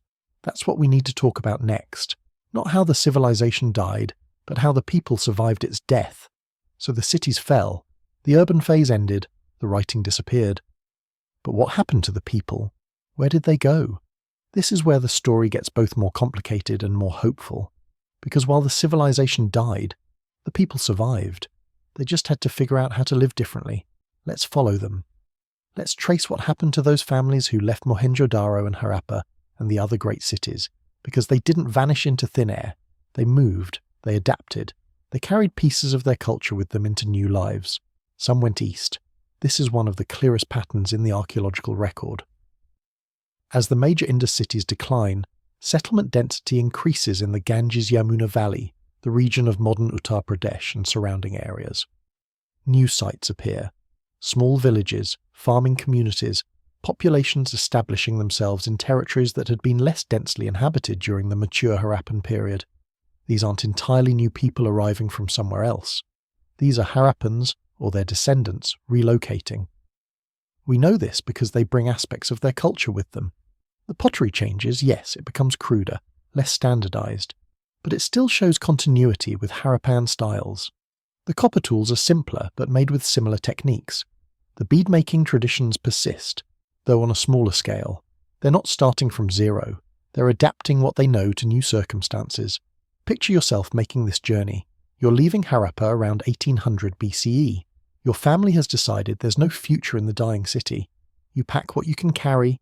Your mother brings her copper cooking vessels, her stone grinding tools.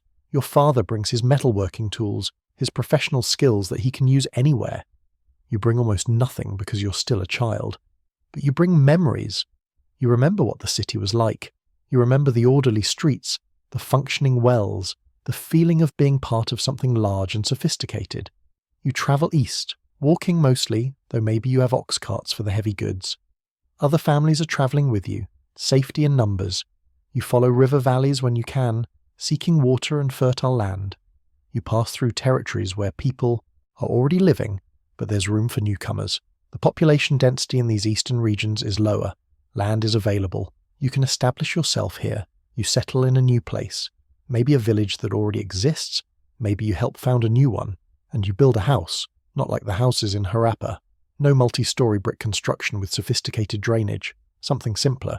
Wood and thatch maybe, or mud brick if suitable clay is available. 1 or 2 rooms, a courtyard.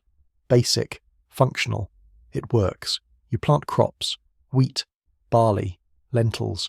The crops your family knows how to grow. But the techniques are different here. The soil is different. The rainfall patterns are different. You can't rely on the same irrigation systems. You have to learn as you go. Your father's metalworking skills are valuable. People need copper tools.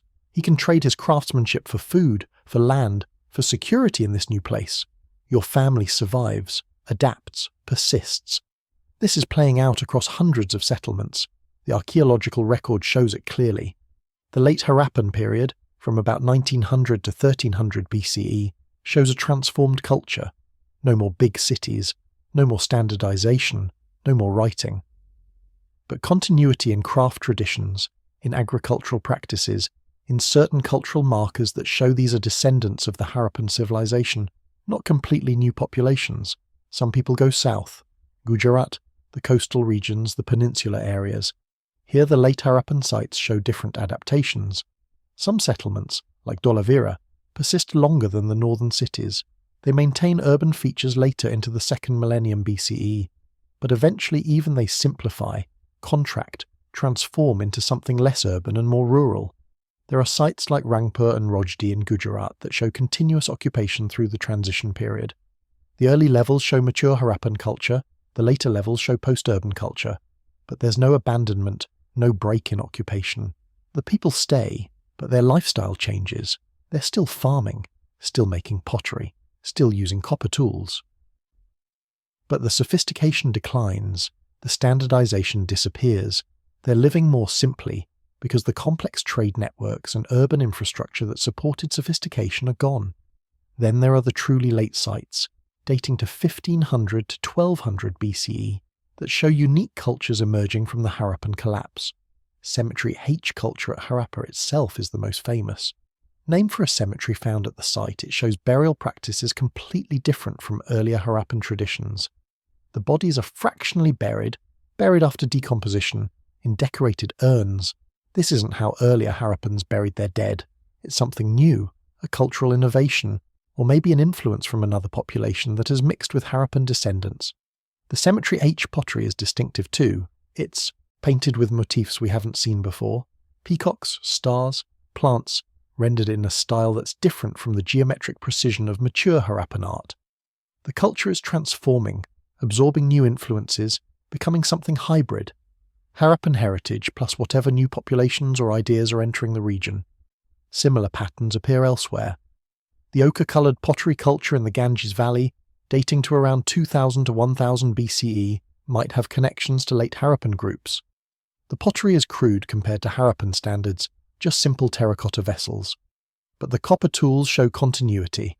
The hoards of copper implements found at OCP sites include axes, flat axes, harpoons, antenna swords, anthropomorphic figures. The metalworking knowledge hasn't been lost.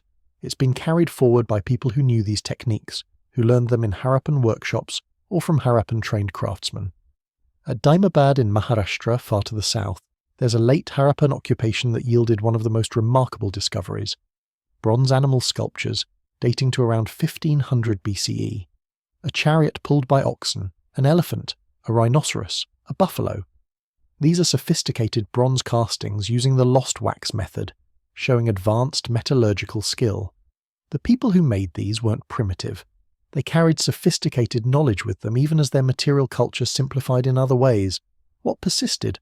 What aspects of Harappan culture survived the urban collapse? The craft traditions definitely. Bead making continues through the transition period and beyond.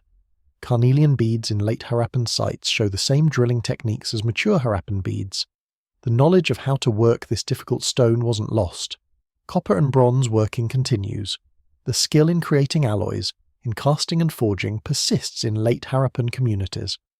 Some weights from late Harappan sites still follow the old ratios, or close to them. The binary and decimal progressions, the mathematical sophistication, didn't completely disappear. Even after standardization broke down, some communities maintained approximations of the old standards. Agricultural knowledge persisted too. The crops they grew, the techniques they used, built on centuries of Harappan farming experience.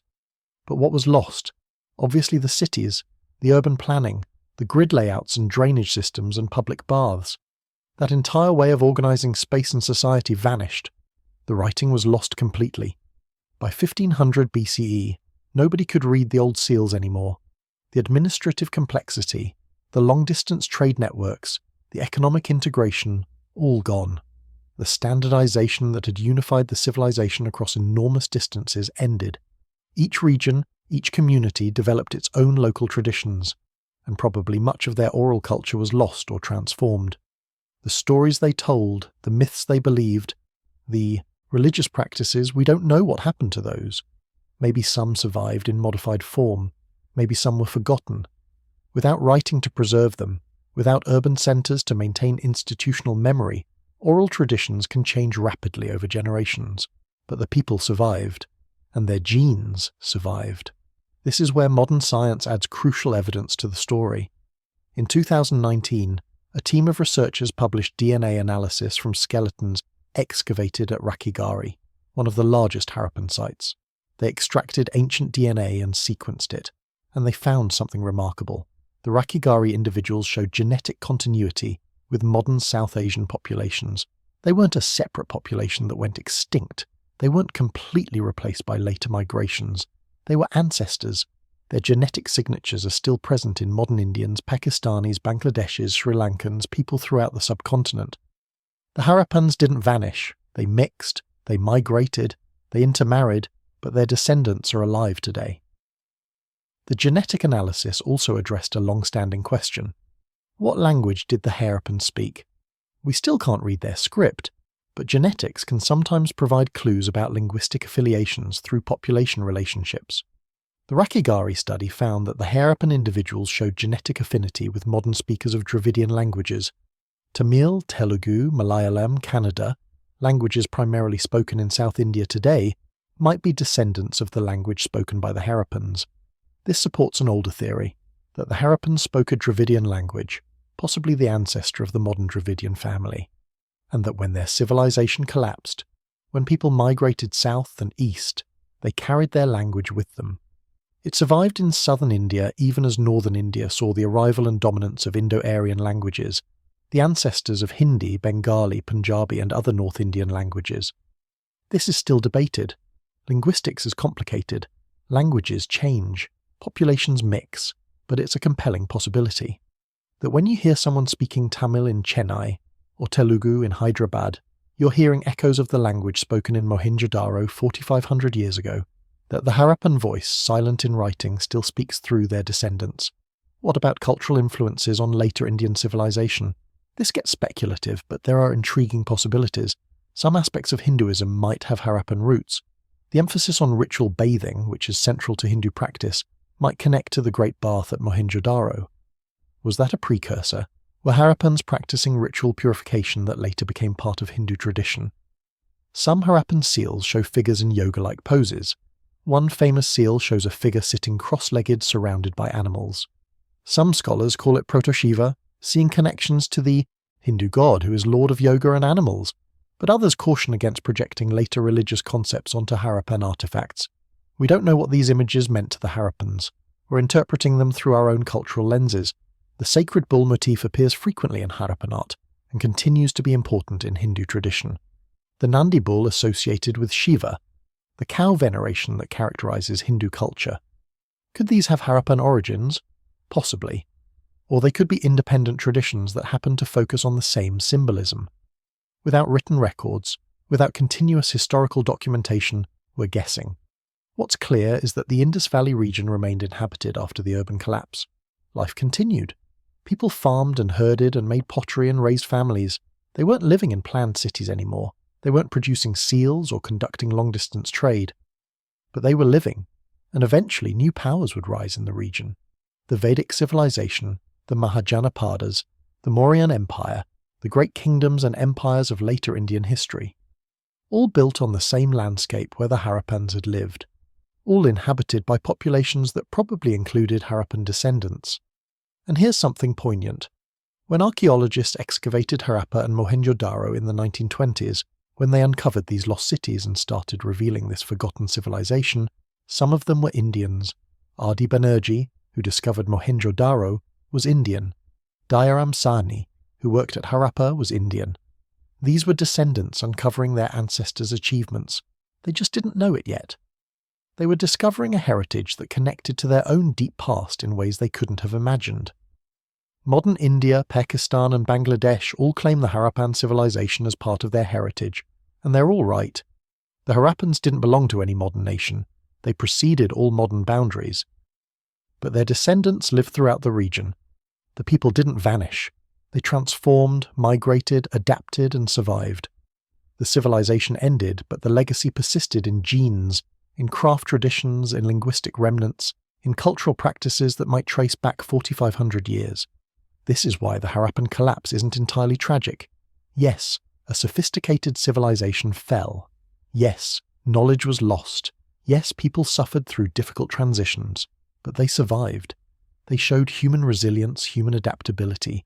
They faced environmental collapse that made their old way of life impossible, and they found new ways to live. They couldn't maintain cities, so they became rural. They couldn't maintain writing, so they relied on oral tradition. They couldn't maintain standardization, so they localized. Each adaptation sacrificed something, but enabled survival. And maybe this is the most important lesson from the Harappan story. Civilizations are temporary. The sophisticated urban cultures, the complex institutions, the impressive monuments, they rise and fall, but people persist. Human populations adapt to changing circumstances. We're incredibly resilient when we need to be. The Harappans proved that. They built one of the greatest civilizations of the Bronze Age, and when environmental changes made that civilization unsustainable, they didn't die out. They transformed. They became something else. They continued. Their cities are ruins now, tourist attractions and archaeological sites. Mohenjo-Daro is a UNESCO World Heritage Site. Visitors walk the same streets people walked 4,500 years ago, look at the same brick walls, stand beside the Great Bath and imagine what it was like when it was full of water and purpose. The ruins are powerful, evocative, haunting in their orderly abandonment. But the people aren't ruins. The people are still here. If you're from South Asia, if your ancestry traces to the Indian subcontinent, You might be descended from them. The people who built those perfect cities, who carved those mysterious seals, who maintained that impossible standardization across a subcontinent, your ancestors possibly, your heritage certainly, because they lived on the same land, faced the same monsoons, farmed the same soil, looked at the same stars, connected across millennia by geography and genetics and the simple fact of being human in the same place. The Harappan civilization vanished, but the Harappan people didn't. They survived the collapse of their world. They built new lives in changed circumstances. They carried what they could of their old culture into new contexts. They mixed with other populations, learned new languages, adopted new practices. They adapted. They endured. They became ancestors. And that's not a story of failure. That's a story of resilience, of human beings facing impossible circumstances and finding a way forward. The civilization that vanished overnight, that we started this story with, didn't vanish overnight at all. It faded over centuries. And the people whose story we've been following, they're not vanished either. They're still here, changed, transformed, but continuous. From ancient Mohenjo-Daro to modern Mumbai, from Harappa to Lahore, from the Indus to the Ganges, the human story continues. Different chapters, same people, still surviving.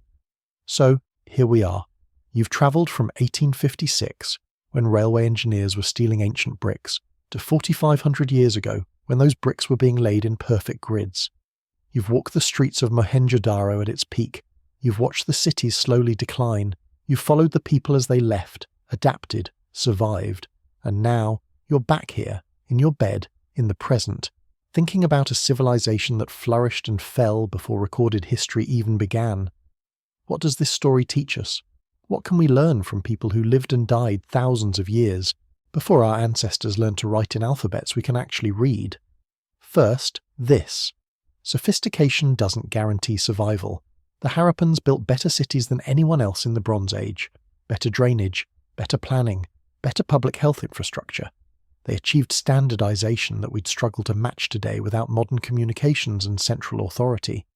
They sustained a peaceful, prosperous civilization for 2,000 years, and none of it saved them when the rivers dried up and the rains stopped coming. Intelligence and technology can't always overcome environmental change. The Harappans were brilliant. They were innovative.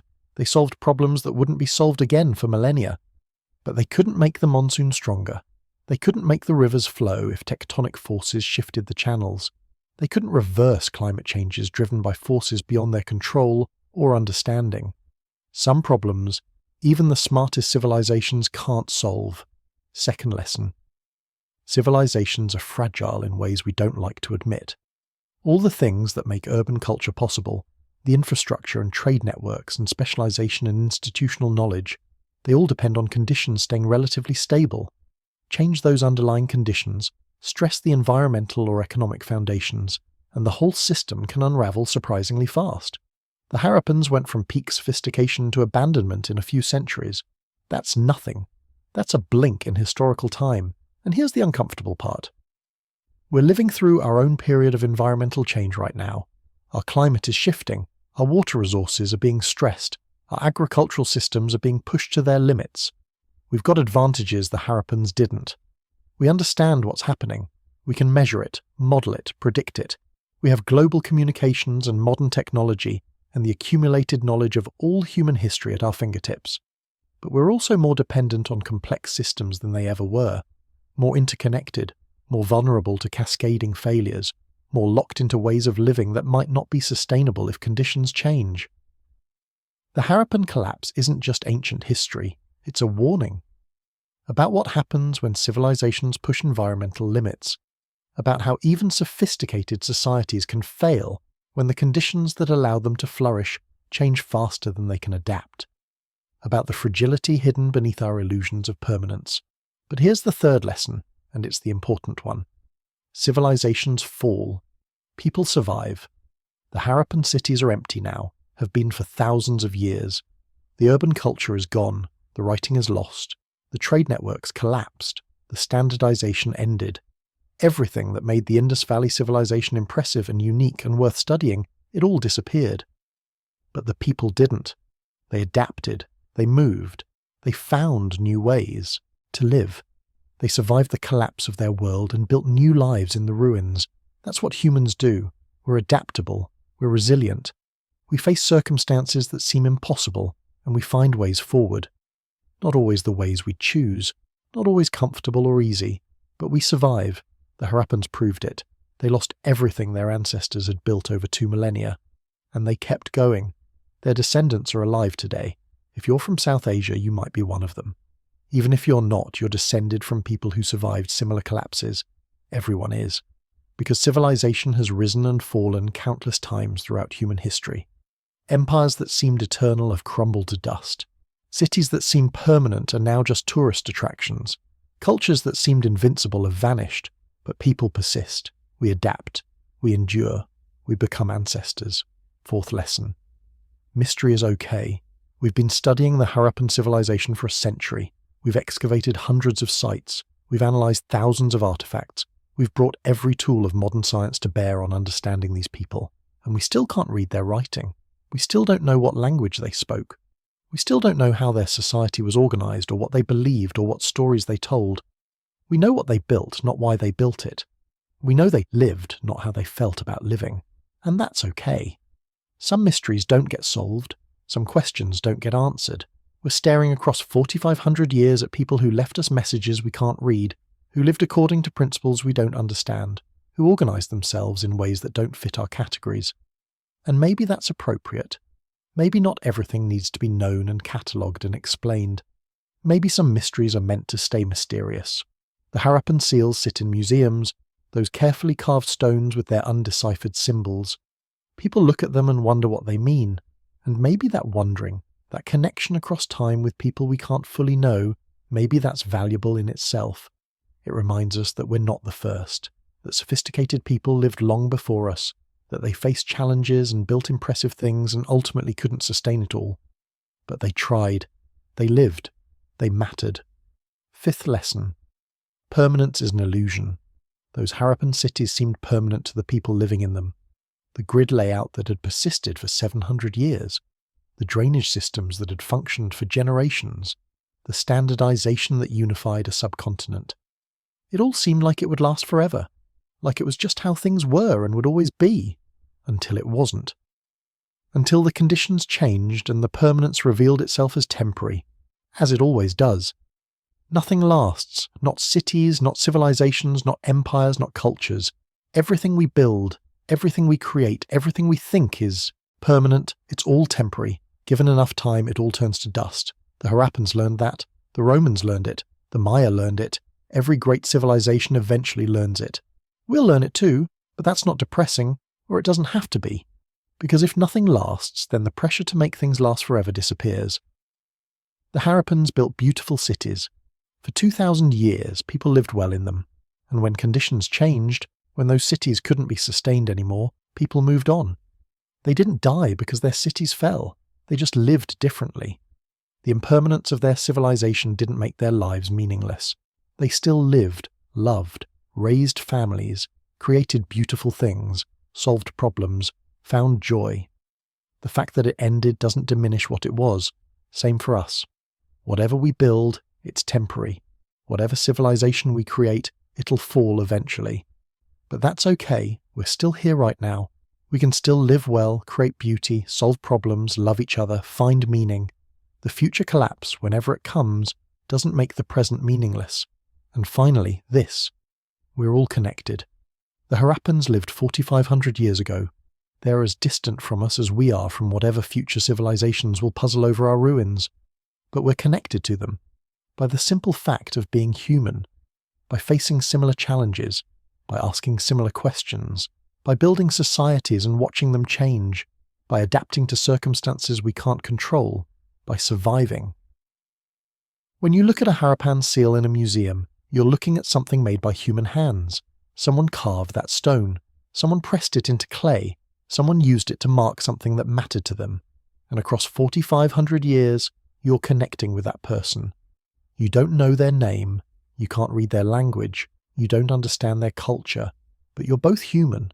You both lived on this planet, faced its challenges, tried to make sense of it all. That connection across time, that's what history gives us.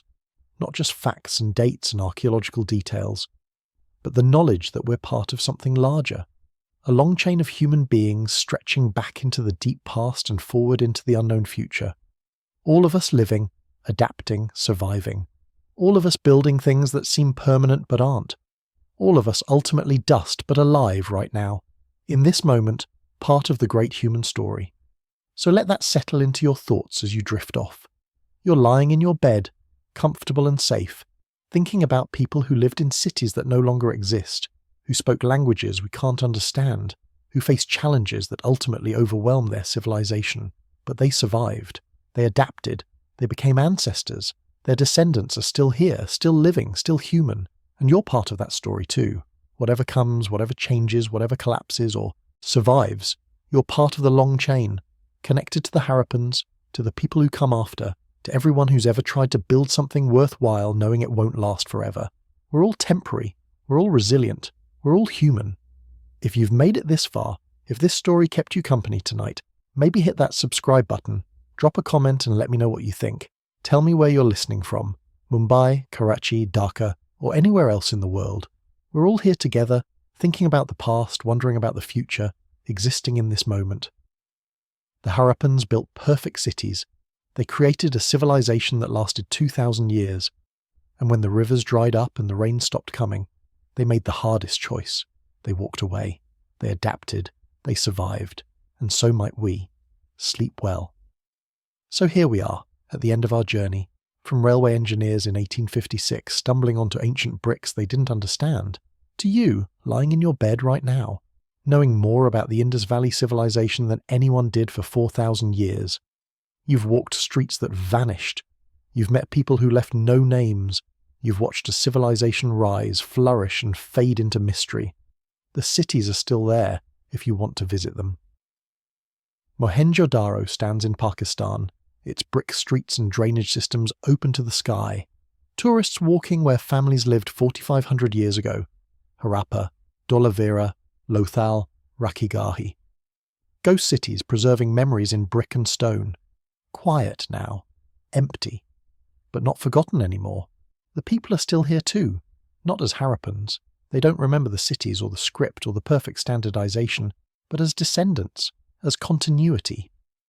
The genes that built those civilizations flow through millions of people across South Asia and beyond. The story didn't end. It just changed chapters. And maybe that's the thought to carry into sleep, that everything changes. Civilizations rise and fall. Cities are built and abandoned. Languages are spoken and forgotten. But people persist. We adapt. We survive. We become part of the long chain connecting past to future, carrying forward whatever we can, letting go of what we must. The Harappans faced the impossible. Their world was ending and they couldn't stop it. But they didn't give up. They walked away from perfect cities to find imperfect survival. They chose adaptation over extinction, life over pride, future over past. That same resilience lives in you, in everyone, the ability to face change, to adapt, to survive. We're all descendants of people who made impossible choices and lived to become ancestors. We're all part of the story that keeps going, no matter what falls. So rest easy tonight. You're connected to something larger than yourself, to people 4,500 years gone who were just as human as you, who worried and hoped and lived and loved, who built remarkable things and watched them crumble, who survived anyway. Let that mystery settle in your mind as you drift off. The cities that vanished, the writing we can't read, the people who became your ancestors, all of it real, all of it gone, all of it still here in memory and dust and DNA. Sleep now. The past is patient, the mystery will wait, and tomorrow you'll wake to your own moment in the great long story of being human. Rest well.